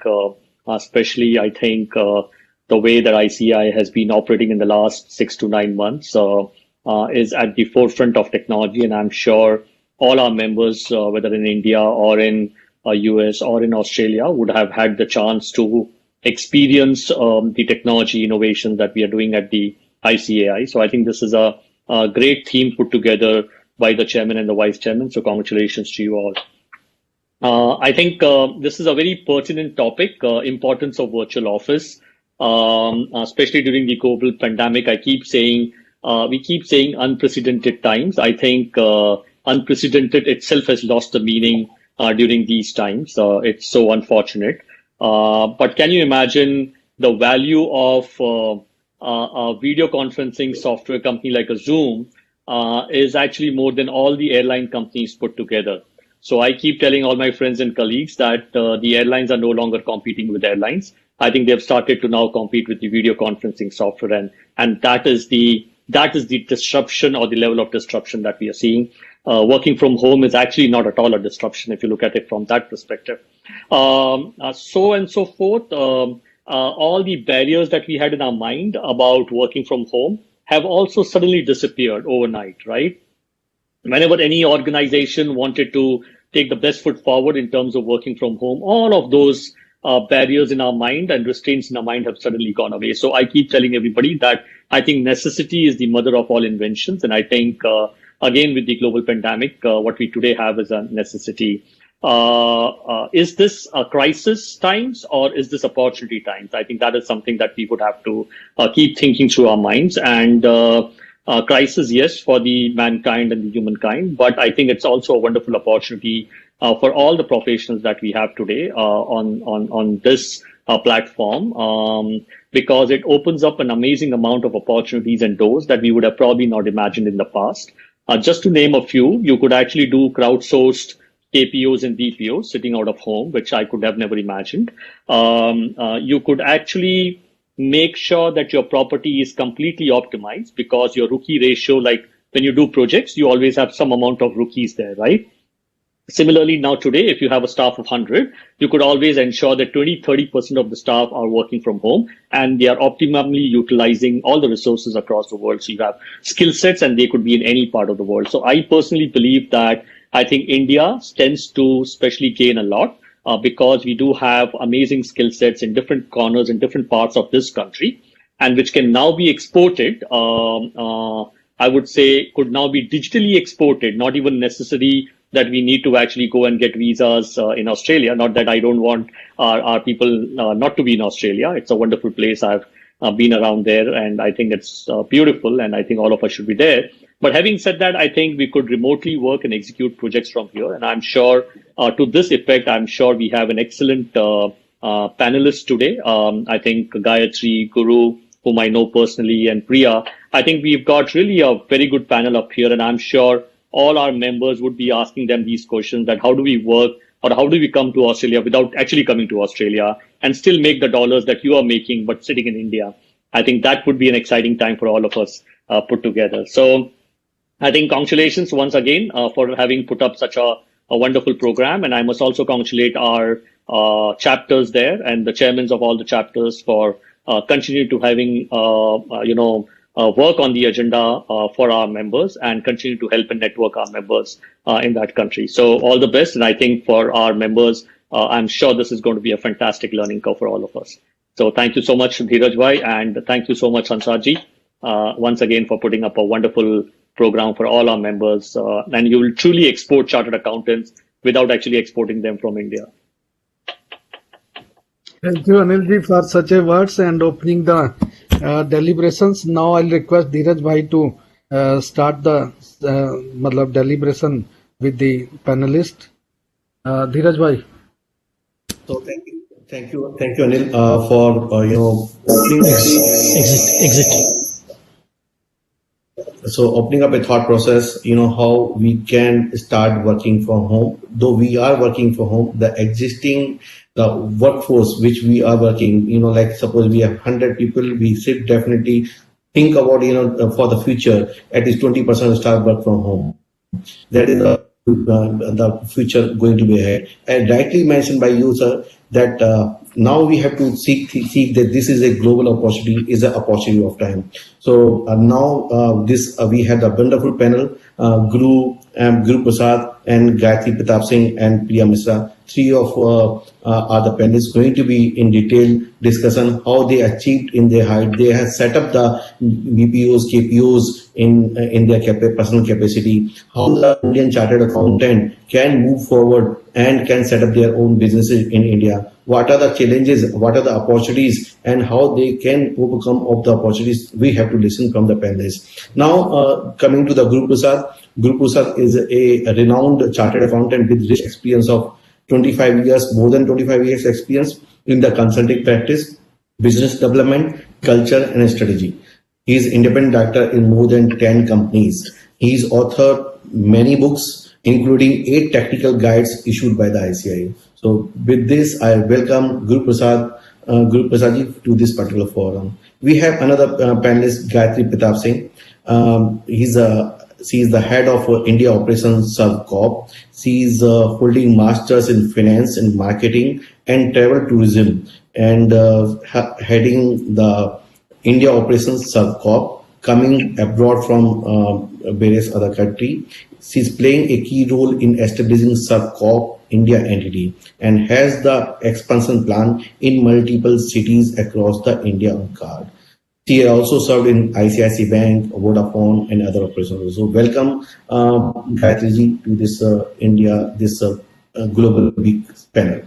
Another we have the panelist is Priya Mishra. She is head of the India operation I think that's mistaken. Priya Mishra is having 25 years experience in the tech and marketing experience. She is a CEO and co-founder of the Australia Rising Digital Marketing Solution Star Accent Digital. So she's a member partner of Speakmark, ANZ India Business Chamber, and Business Networking Partner. She is delivering comprehensive plan and strategy that lead to success from startup to multinational. So welcome, Priyam, to this particular panel discussion. And we have to also to take the liberty of having Anil. He's here, so we'll also include him in the panel, being experienced in that field, also working globe and knowing of the digital man. So we'll include him as a panel also. We'll also listen him his also thought rather than a opening remark also. So coming to the panel, as we know that in last 3 days, you can say 2.5 days, we listened a lot of opportunities in Asia, in developed Asia and developing Asia, Australia. To just now in the earlier session, we listened about the opportunity in Australia. Yesterday we had with the Middle East and Africa region. So a lot of everyone is talking about the opportunities. Everyone talking about definitely will go move and will start. But during the COVID time, it's restricting our travel.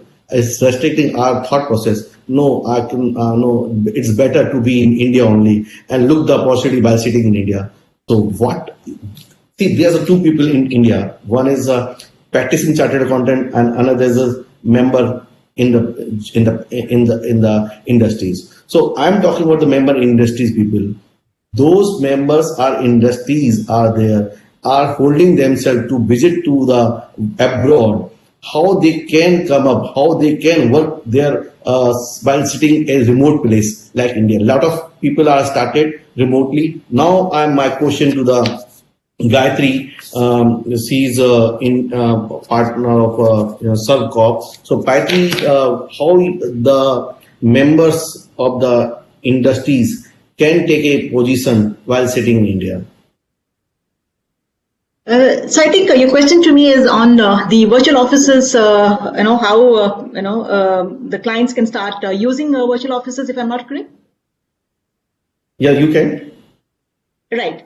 So, to start with, like I represent Servcorp. We are the provider of serviced office and virtual offices. Now, talking about virtual offices, Servcorp is a pioneer concept which we started way back in 1986. The concept was known as networking earlier, and then it became virtual offices. Virtual offices are predominantly available with service centers, that is with business centers. A facility where a client does not physically occupy the office premises, but uses the address and the phone number of the service center as their office. The virtual office facility can be availed in multiple locations, including global locations. Now, so if I have to tell you a few benefits about virtual office, typically, as I said, it's predominantly available with the business centers. The location of the business center are in commercial spaces, which are, A+ category of buildings in prime business parks, IT parks. A prestigious address, which can be used on letterheads, on business cards and websites. You also get a phone number, so you will never miss a call. Not a call center, but a receptionist to answer as you suggest. I also mentioned about the multiple location, say for example, if Dheeraj is having an office, can also avail an office in Australia, can opt for a second location in Melbourne.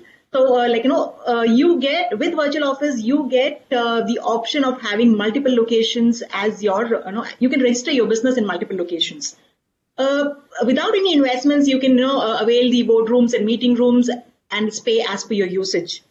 So you save cost in investing in your team members, because once you take a virtual office with a service center operator, you get your admin team, you get IT support and a manager to assist as per your requirement.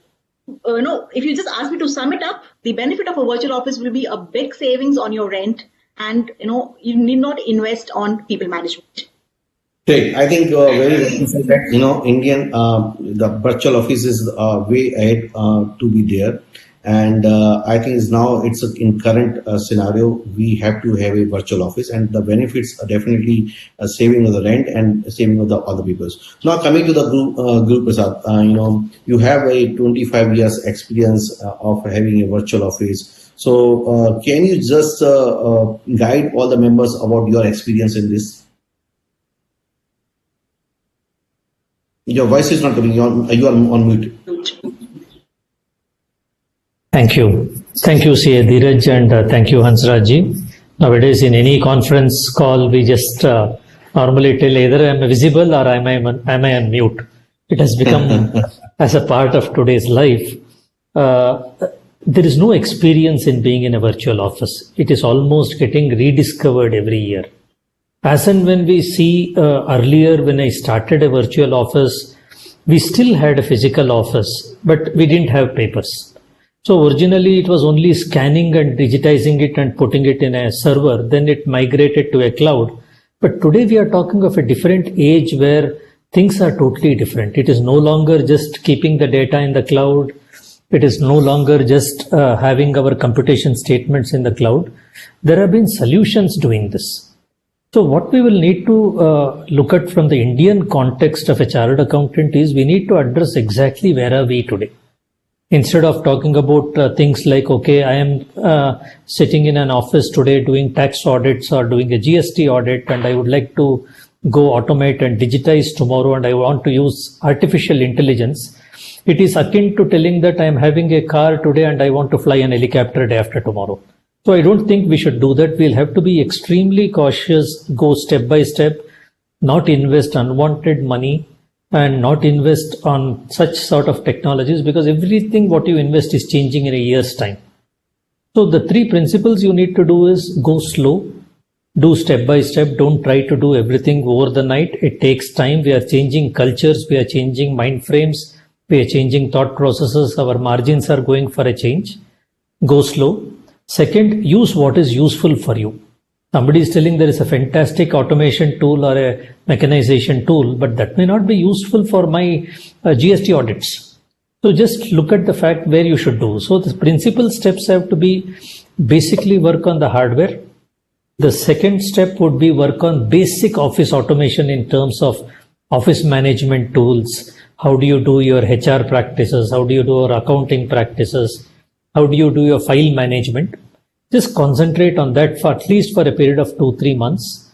And a simple logic would be, let us not spend money which will not yield results soon. Let us spend money which will give us results as fast as possible. There are many SaaS applications. So just concentrate on infrastructure, concentrate on time tools, HR tools, accounts, then office management tools. There are hundreds of office management tools. Institute of Chartered Accountants have given us 4 or 5 office management tools like Baillieu or things like Chever, and there are new softwares which are in the market. Any of those things are wonderful.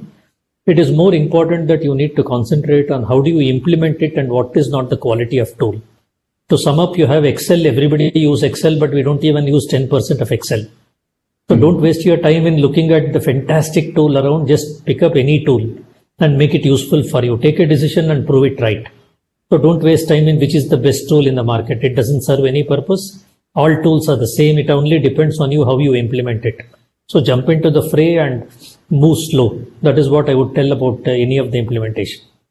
Okay, great. So being in this pandemic, we have seen that now a lot of things coming, working from home, and it's having a future demand for the virtual office. So, will you see that the physical office will be not longer going to be required? 100%, sir. We don't need as I entered the office today, we have 26,000 square feet. I was wondering, why did we construct this? There was no need of a physical office. Right now, our efficiency is much better than we were working physically. Yeah, we do miss friends. We do miss wearing nice clothes. We do miss coffee times. But I think the age of physical office for chartered accountants is dead. We are already in faceless assessments for income tax.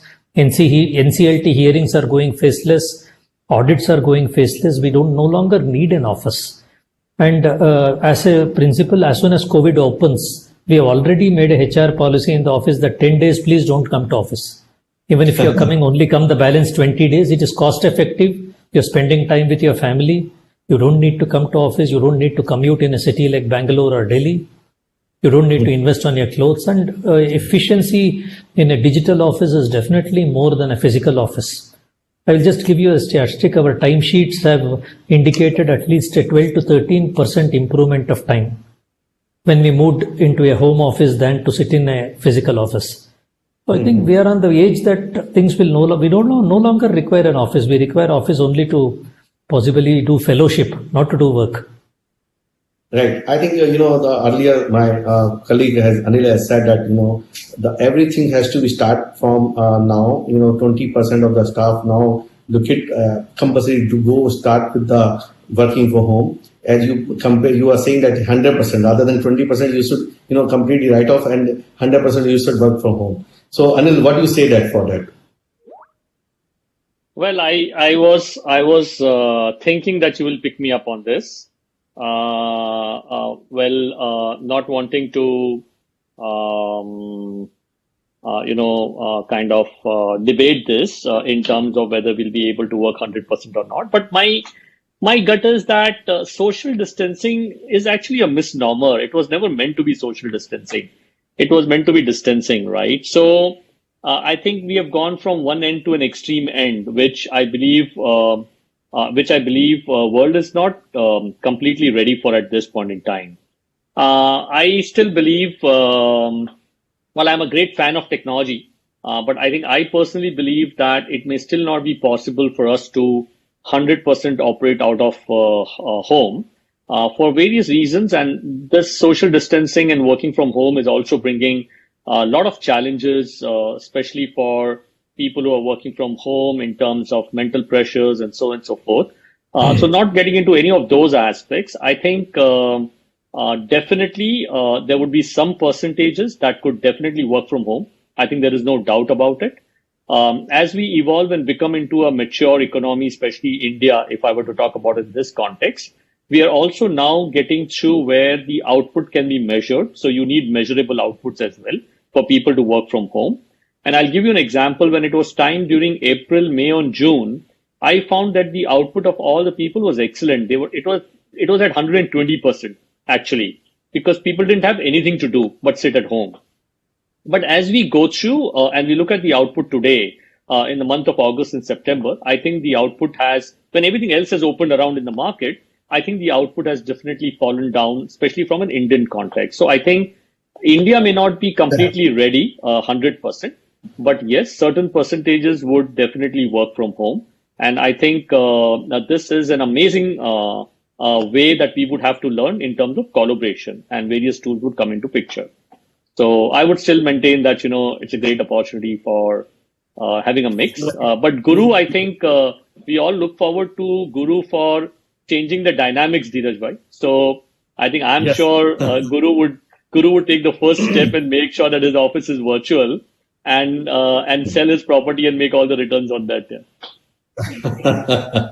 Now before we'll take more debate on this same part and discuss about the various opportunity while having a virtual office to grab the opportunity in Australia. So Guru, just believe that while Indian chartered accountants are having more knowledgeable and grab this work, and India we have seen that a lot of shared services offices started. What you guide to our members, though our chartered accountant, fraternity people, young youth, how they can take this opportunity while sitting in India in virtually?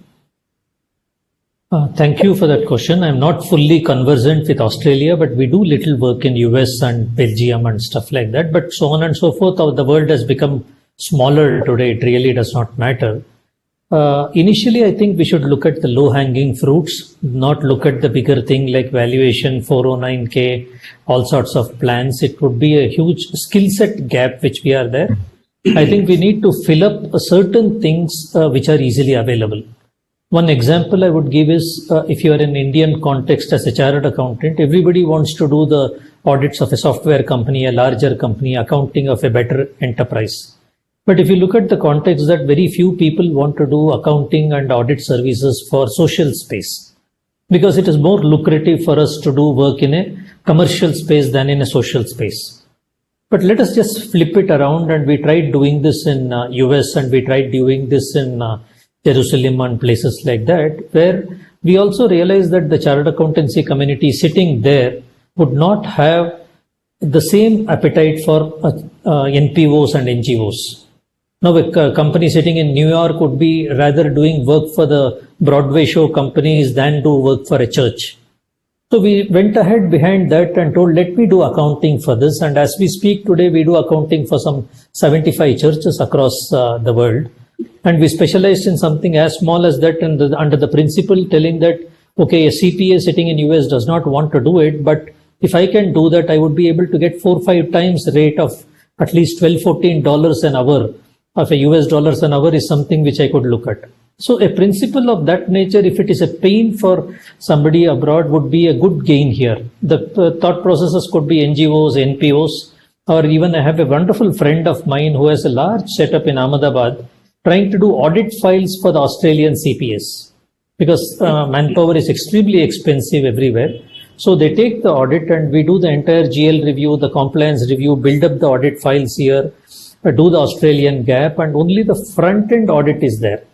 So for a smaller firm of accounting where we are assumed we are just 25 people or 30 people, let us not try to build something that we are going to build another Infosys right now. Of course, we'll reach there one day.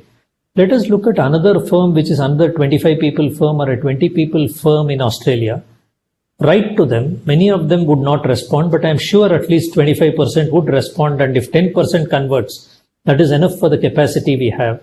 Take up their accounting work, their work of audit files. And today is an internet world. It's a free world. Anybody can write to anybody. So even if I can ask my secretary to pull out some 40 CPAs in Sydney, and possibly one day Shyam sir would be getting a mail from me telling that, can I do work for your office? And Shyam may not respond, Gayatri may not respond, Priyambada may not respond, but Hansraj ji may respond. And that's good enough. So we'll have to be a little more proactive when we are looking at an international thing. We can't be expecting, mera cousin hai udhar, my cousin will get me a job. That would not work anymore. Correct. We'll have to make our own selves and try to move there and get work on our own. Very right, very right. Now I move to the Priya Misra, Priyamada Misra. So as you are having a more than 25 years experience in the digital era, so how can accounting, auditing, and financial service can be promoted digitally? What's your experience and how you want to give the perspective to the all people? Yeah, sure. So when I look at the all that accounting firms or CAs or any financial institutions, I worked in finance for many years. I was banking fraud management expert. So that's where my earlier life was. So when I looked at those kind of institutions, I am finding there are a lot of people actually using outsource companies. Like, for example, I recently met a guy, he has 40 people team sitting in the Philippines and he is a CFO here, right? So the point I'm trying to make that the way Guruji said that, we can get that kind of opportunity and we can have a kind of a connection where they can be a back office support. When you need to do the market to these people, what we need to do, we need to educate them well. See, the biggest problem with the Australian market is like getting the security, sense of that security and sense of understanding. Most of the people have this misconception that, they will not know my laws and regulations, right? And if we can educate that, then it will be like, it's the concept, we call it use before buy, right? And to do that, content management is the really very useful tool actually. And in any knowledge industry, I always recommend people use your knowledge. We are in a knowledge industry, right? We all are in the knowledge industry. And if we use the content marketing, we educate the audience and we'll actually create a targeted audience-based market in the digital, socially connected with the people. I'm sure we will get it. And as Guru said that all we need to communicate through the electronic medium, right? We need to connect with the social media. We need to connect with the content marketing. We can do the email marketing, and we all will be connected. And there is a chance of opportunity to grow from there, that business. This is how it is working nowadays, and it's gonna be like that. And preparing for AI is flourishing, right? We all know that. In Australia, the accountants are actually feeling threatened, right? Why they are feeling threatened? Because they think that all this Zero app is gonna take over, right? But are they really? Right? Look at that. So we've been there for software development. Are we losing all our job? We have been told long time ago, 10 years ago, that there will be no software engineers, right? We are still there. And we are thinking about more quantum technology now, right? Things will change. We all need to prepare for that, Good. So I think very right. Now coming to the question to the Gayatri, we have seen that in the pandemic world, the most of the people have started working from home, and the Guru is saying that everything 100% going to start working from home. And now you're sitting as a as a panelist. How are you thinking about your in virtual office? How the concept going to be adopted by the all chartered accountant in accounting, auditing, and financial services? Hey, Gayatri, are you there?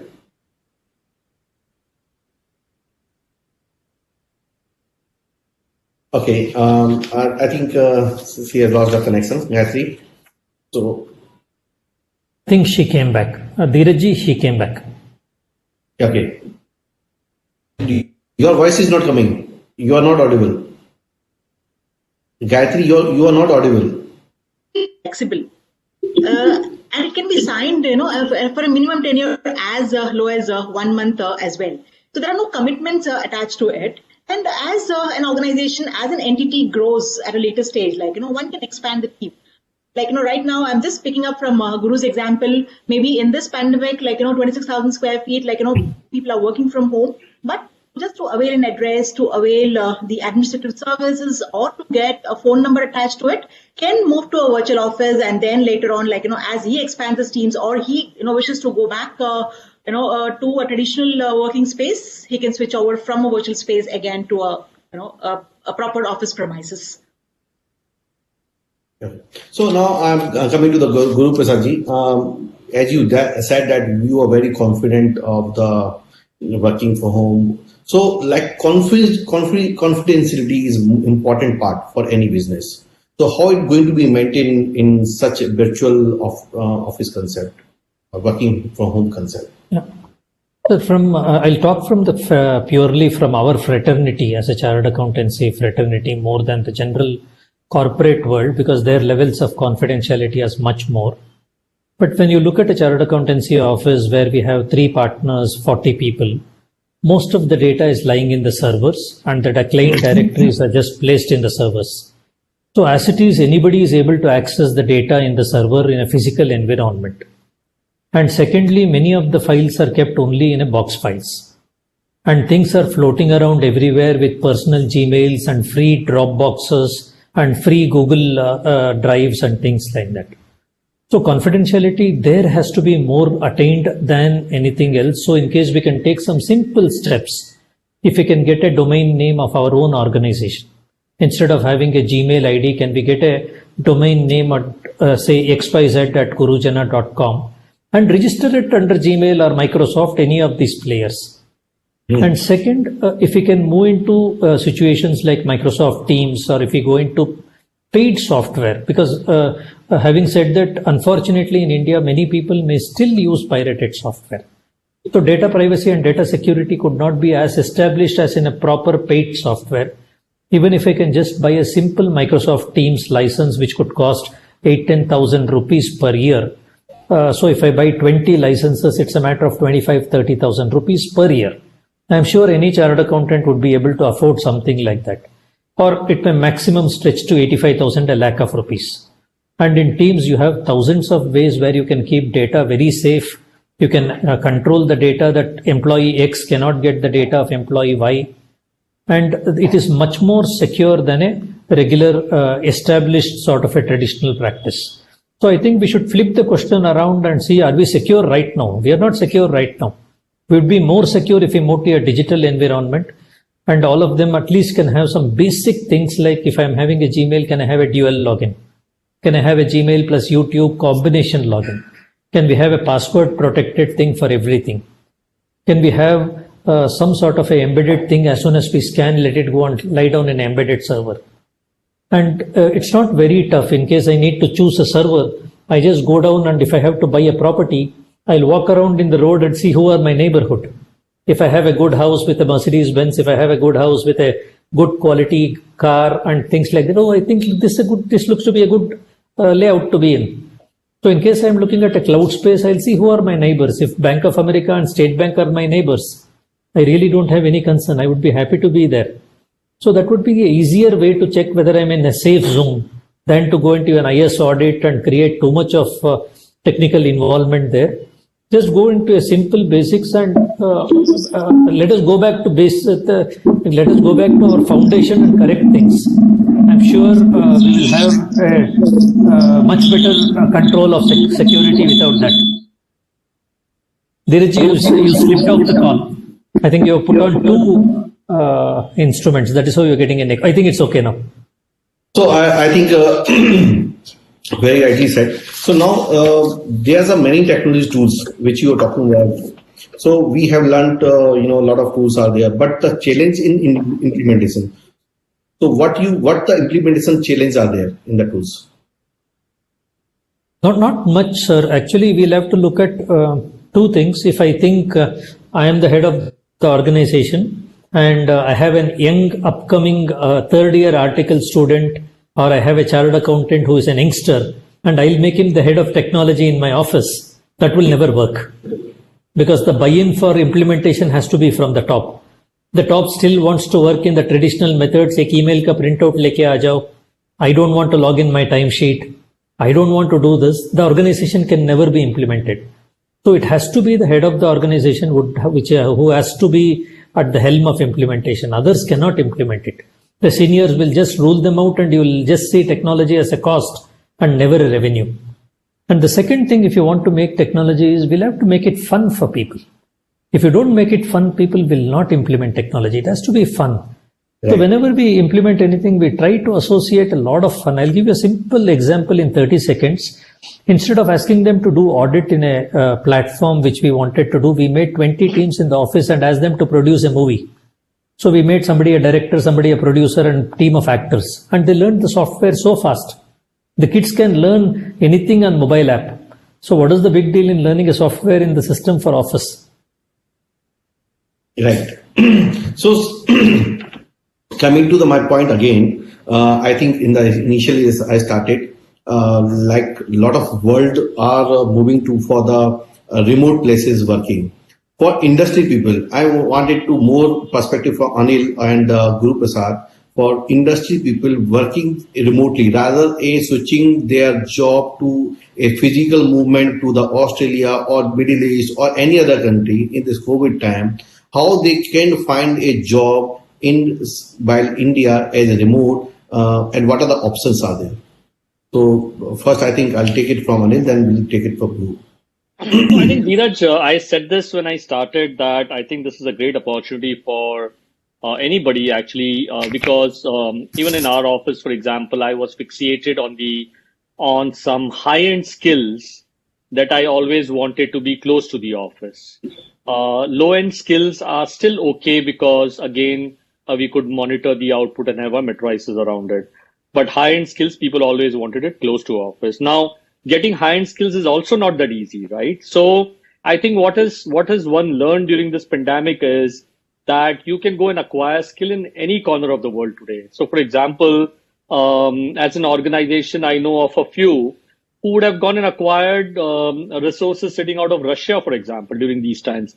They're very good when it comes to cybersecurity, coding, all of that, technology or whatever.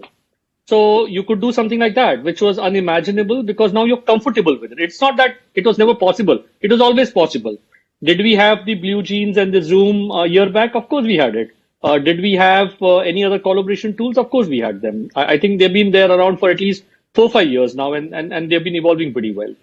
The difference that I see, especially for chartered accountants in today's time, would be, and especially those who are working or maybe in practice, doesn't matter.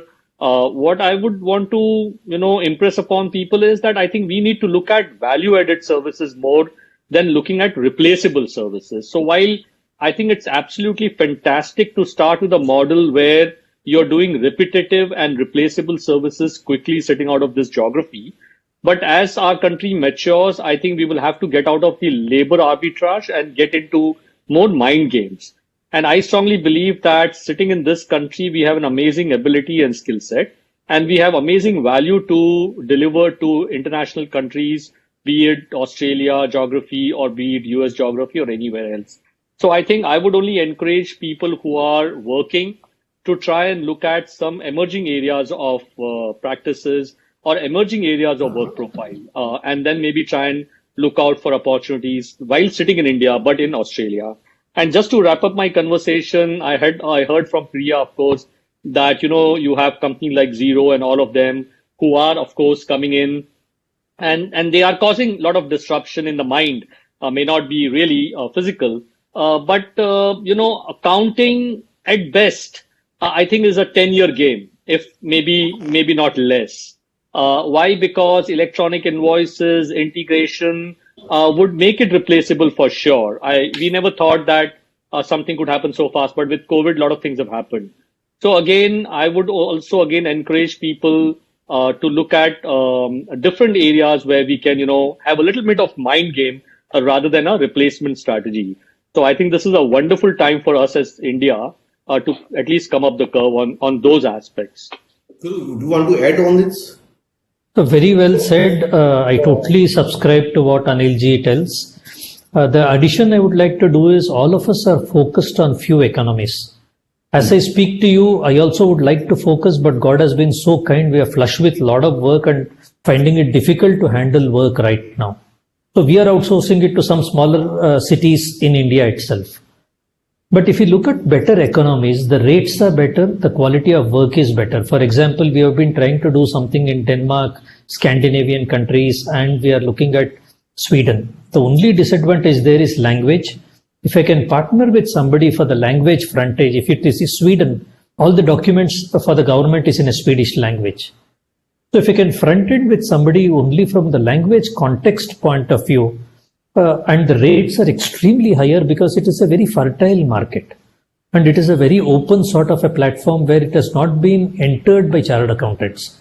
And we just tried it out in this COVID times. We did succeed in one case and it's been quite well. Systems are a little difficult, but the beauty of that country and those countries are they're much more slower than the US counterparts or the Australian counterparts. They don't want it yesterday. They want it after 1 month. So you have enough time. You can sit down, analyze everything. And everybody, it's only a change of language, it will be a change of tool. Instead of using Tally or QuickBooks or Xero, I'll end up using Solomon or I'll end up using Microsoft Accepta or Next. It is only a little change and Indian chartered accountants are super smart. For us, debit and credit is just a fingertips away and we can do whatever we want. Yes. So that if you can look at that segment, and we tried looking at the segment of Africa also because there is a lot of World Bank projects going on there. And there is an audit related work in that part. We have not been successful. We have not got a job there. But I think that is another extremely fertile area where World Bank, IMF have invested tons of money. ADB also. ADB and social space, Clinton foundations and things like that have done fabulously well. And even if you're looking at a single segment client, it is an investment of close to $200-300 million. And I'm looking at a fees of only $300,000. So it's a huge opportunity there, and if time permits and if COVID goes, we would like to visit those countries and explore then the saturated markets of San Francisco, New York, Sydney and all. We need to go to greener pastures. Guru, now from this panel, we came to know about the importance of the virtual office. Every people has talk about it's now time. in this pandemic, we have learned also whilst working in India, while working for our client, we know that how we can work from home, and now when we can work from home, we can serve to the global also. That's important, very clear about. But only problem is how to get the job, how to get the work. That is the important, questions for me. I wanted to work. I'm also looking at, opportunities, but I'm not, finding out. How do I find the work? Like you find it in, in Europe and other country, and you did some, work there or something. So what you wanted to explain or guide to our member where they can get the job, or by networking also, give some, a practical example to all people. Is that question for me, Dheeraj bhai? Yes. You have to take personal lessons from Guruji. There's no other option out of it. No, it is actually just a trial and error method. There's no rocket science. It is a simple philosophy. All of us are aware of internet. We are all aware of LinkedIn. We are all aware of Google. Only patience pays. Be a little more crisper in your communication. Be a little more, you have to productize your service. Make it a clean product and tell, look, these are the 6 things I can do in the office. I need my charger. These are the 6 things I can do for you. Make it a product and sell a product than a service. And we are approaching everybody through LinkedIn. I just send a friend request. Out of 40, I get 1. And either which ways, I'm not going to send it. My colleague will send it. So everybody follow the same principle. Even if you go to your digital, of course, we can't be doing marketing as per the code, because as Priyambada told, we will not be able to do a social media marketing.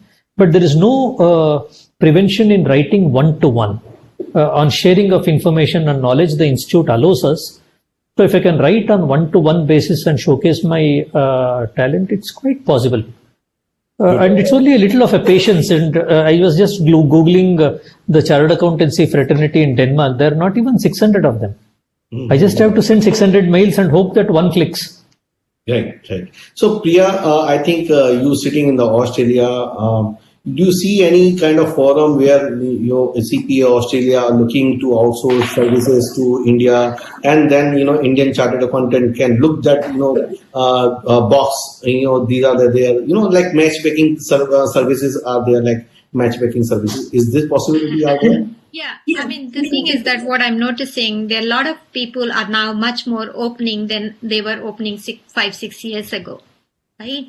So there is a better open market. As Gus said, yeah, we can't do the open social media marketing like, okay, I can do this tax deduction and all those things.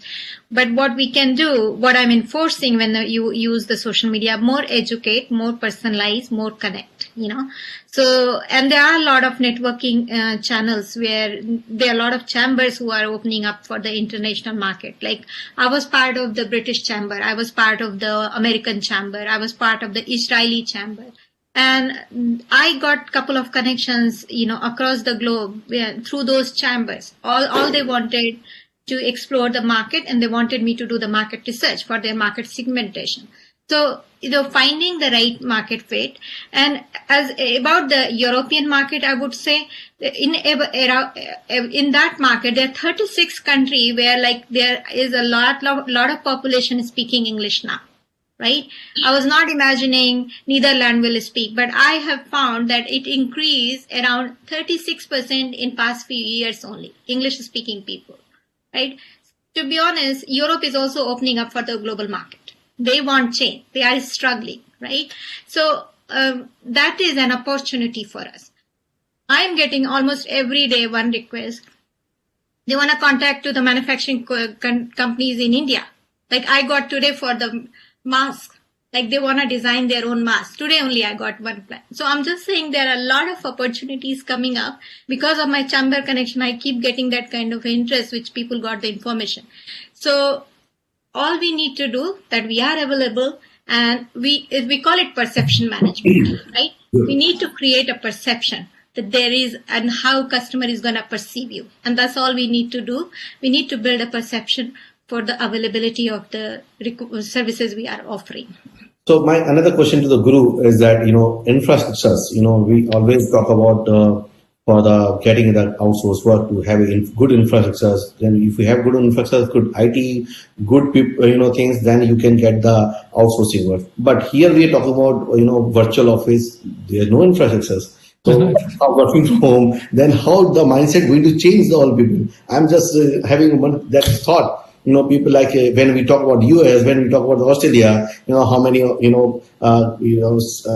sitting place you have, what are the infrastructures you have, a lot of things are there. And when we talk about virtual office completely, remotely places and sitting at home, how it's going to, even in the earlier times, it was never a physical infrastructure. We used to only have plush offices and things like that, but whenever we visit Japan, every office is pretty much ordinary like our offices. Infrastructure in the sense, let us have decent computers, high quality laptops for us. I have seen people in some cities would have a fantastic house, an amazing bungalow, but the office looks with an old desktop. That would not work. We'll have to have some high quality desktop and concentrate on internet. We are spending so much money on unwanted things. Even for a home internet, if I'm able to spend 4,000-5,000 rupees a month, that is good enough to get a proper leased line. A proper line where we can get an Act fiber or an Airtel fiber. That is what we mean by infrastructure, in the sense, in case I'm working from home, if I can have 2 lines and legal software and a decent laptop, I don't see any other infrastructure required. Maybe we should prune up ourselves more in the terms of how do we create the content? How do we productize our services? How do we keep up time? Could be the biggest infrastructure. If we fail keeping up time, telling that I'll come on Friday, 10 o'clock means it's 10 o'clock. It would not work like, okay, parso de dunga. That won't work. I'm sorry, it's an international audience. My thing goes back to our national language. It won't work that way, that I'll be giving it to you after 2 days. 2-3 days, I'll get back to you. 4-5 days, I'll get back to you. That won't work. So infrastructure can be simple things, keep up time, become more professional. That is good enough infrastructure. We don't need anything else. The institute has trained us. We don't need anything else beyond that. Now, new definition has to be there for the infrastructure. Infrastructure, IT infrastructure, not the other infrastructure. Only infrastructure. Very rightly said. So I think the final word from all the 3 panelists, to the guide to the all members, which is not covered up, which we want to give the message to our participant and the youth, youngster chartered accountants are looking at opportunities and want to set up a virtual office. What your final advice to the people? Coming to the Priya Misra, want to say? See, nowadays, as Guru rightly said, all we need $1,000 or $2,000 good, nice laptop, and we are industrialists. We are entrepreneur these days. We are making millions of dollars out of that computer. If we do it right and we do it strategically, and we will find the right why, and we will find the right audience, and you know who is actually you are targeting, the focused one, it does work. Right. And final words to the people who are coming to this industry new, they want to use, they just need to think like a global village, just like Gandhi, just need to think a global village. And serviceability we need to improve on. We do need to improve on serviceability, availability, time management is a key. There are thousands of books there on time management, but very few people are actually implementing in their real life, and if those things we can actually tackle, I'm sure India has a lot to offer. Yes. So I think we have the chairman of the Papua New Guinea chapter, Samji. Samji, do you have any questions to all the speaker? And then I'll also ask you how you are bridging the gap for the chartered accountant in the chapter. I think our panelists have explained things so well. I don't think I have any more questions to ask. Okay. There could be a lot more explanations because it's such a vast subject what we have taken, and I don't think it can be narrowed in. And within the time constraints, I think they have explained things so well. I don't think I have any questions to ask. But if I may just add something to what you all said, in the context of Indian Chartered Accountants, looking to establish something, I think probably what one must understand is every country is different. how you conduct things, how the business is conducted, how things are operated, these are all totally different in every country. So the first thing for a chartered accountant, an aspiring chartered accountant to do is for himself to probably narrow the countries where he would like to be or where he would like to get involved. Then he must probably spend time to understand how that country operates, what's the systems there, what are the things there. And then probably he should target his expertise into that particular place. Because many instances you will come across, yes, I would say Indian chartered accountants are best. They have got the ability to do anything. But one shortfall, I would say, if that same chartered accountant is put to a Western world or somewhere for the first time, he will be a fish out of water. Because it will take a fair bit of time for him to find the ground. Whereas if he is setting up himself that, yes, this is the area I'm going to go, then he accustoms himself to what is going on there. He will find it easy and he will be able to succeed in that place. And this is just one thing I would like to add on for the chartered accountants, aspiring chartered accountants in India. Right. So, Bimal, do you have any questions? Do you want to ask any questions to the panelist? Sorry, to me? No, I said Bimal. Oh. Your voice is not coming. You are on mute. Bimalji, you are on mute. No. So anyway, so Guru, do you want to say the final word to our Indian fraternity and all chartered accountant in this? You are on mute, Guru. Irrespective of any technology, any organization will survive only on what is the culture we build up in the organization. COVID has put a very big challenge for us. Right now, we are 400 people working in 170 cities, villages and towns. We are grappling with an idea, how do we sustain this culture? We are a very celebrative culture. We are a Diwali every day in India. So how do we sustain this culture? And the culture emanates directly to the energy in the organization. So right now, technology does not have an answer to that, even though we can do 100 webinars, 100 yoga classes. You cannot build a family based on this. So that should be a very large concern if we have to look down right now, at least in the next 10 years. We'll have to build material because we worked on the culture of Guru and Jana for 15 years. How do we do everything? And all of a sudden, the 15 years effort is gone. Now that culture is no longer evidential, visible, tangible property. It is gone.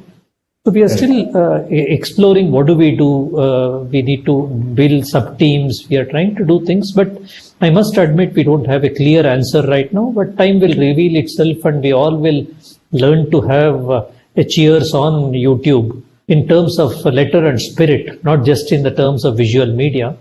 But if we can tackle that, I think the other things would be a much easier bet to tackle. Good. So coming to the last question to the Gayatri, do you want to add anything on that, or just wanted to know from you what challenges will come by adopting the virtual offices? You are promoting the virtual offices, or sharing offices concepts. So what's your thought on it? First of all, it was a pleasure, to be a part of this group, talent viewers, I would say. We just missed out on one point, the virtual office membership is becoming more adaptive with a special feature of registering an entity. One can get a business registered at the address as well. And, during this panelist, I heard most of them talking about, connecting with various people. So, you go to any service provider, they have this community apps. Wherein, say, for example, Guru, if you have an office in Bangalore and if you want to connect with people, say, sitting in Melbourne or US or whatever, so you get the entire client base of, people operating out of that particular service provider. So one can connect there. You can build up your contact. The applications are pretty friendly, just like your Facebook or a LinkedIn app. it becomes easier to connect. And I think in days to come in virtual office, looking at people cutting at cost, people looking at working from home, virtual offices are going to take much. People are going to really adapt this way of working. Great. So now I'll move to the my last question to the Anil. I think he bluntly, said that all these things, and advocating about the chartered accountant services on the virtual. So can what ICAI we can do, being our committee also working a platform for finding opportunities for the chartered accountant to bridge the role gap and still we are finding, like the chairman has started number of language courses in the Spanish and German, all the courses we started, and still we are lacking, to somewhere or not reaching to the 100%. We still finding a difficulty to bridge the gap. People, the expectations are, high from the members. They wanted to have a quick, work from the Australia or US or Europe, but still we are lacking on it. And what kind of the advice you wanted to give to the participant? So I think, Dheeraj, the only thing which comes to my mind and which is reinforced from the limited discussion that we've had today is that we all need to take a marketing or a sales lesson from Guru. And I will say this in capital letters that chartered accountancy course may not be, you say something is below the balance sheet, right? So maybe below the balance sheet, something that we need to teach our members. Historically, we have made our members being very averse from marketing and sales, and that those words actually have never been put into our dictionary. And even if they were, I think we have been reprimanded to say in so many words that we should never look at it. So unfortunately, over a period of time, we have all become blindfolded, and our ability to even go and seek out work is sometimes becomes a challenge. So the first thing that I would suggest, and it's an absolutely great job that you're teaching languages, because I believe that learning one international language is a necessity. Sure. It's not important, it's a necessity today. So the second thing that I would, impress upon the committee, it would be to, of course, have sessions on marketing especially, and all the more international marketing. And of course, we don't need to teach marketing for a test function. See, we do 500 functions. We only not do a test functions, right? So my suggestion would be that I think that's something very important, especially because I think the world over consumers are becoming producers. Again, I keep saying this again and again. Literally every business, consumers have started to become producers, which means consumers have started to offer the same services that they were consuming.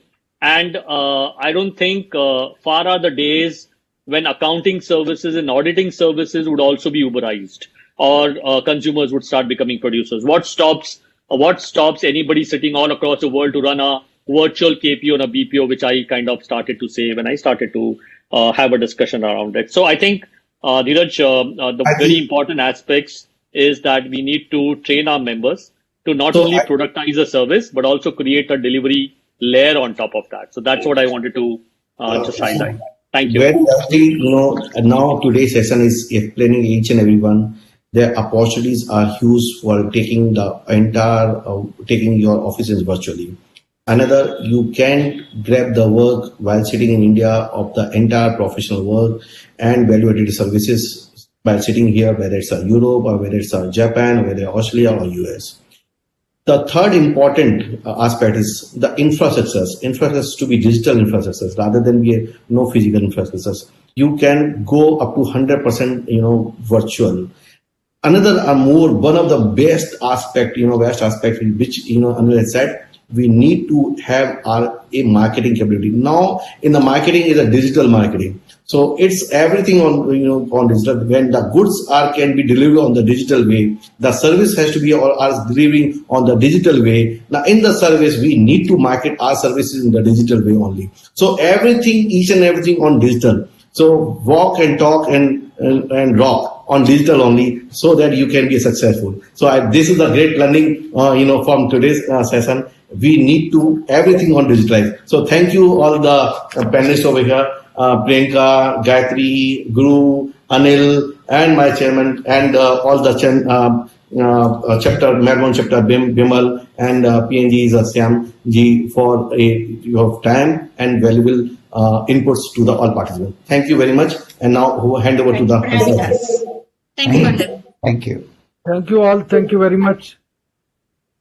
So the friend, don't leave today. Tomorrow again we are going to have a wonderful session, the next session. So stay tuned with us for the Europe market. 1:30 the same time, and we'll go to over by 4:30 around. So tomorrow we'll have to roam around the entire Europe and trade finance. So be there on tomorrow on 1:30 onwards. Thank you very much.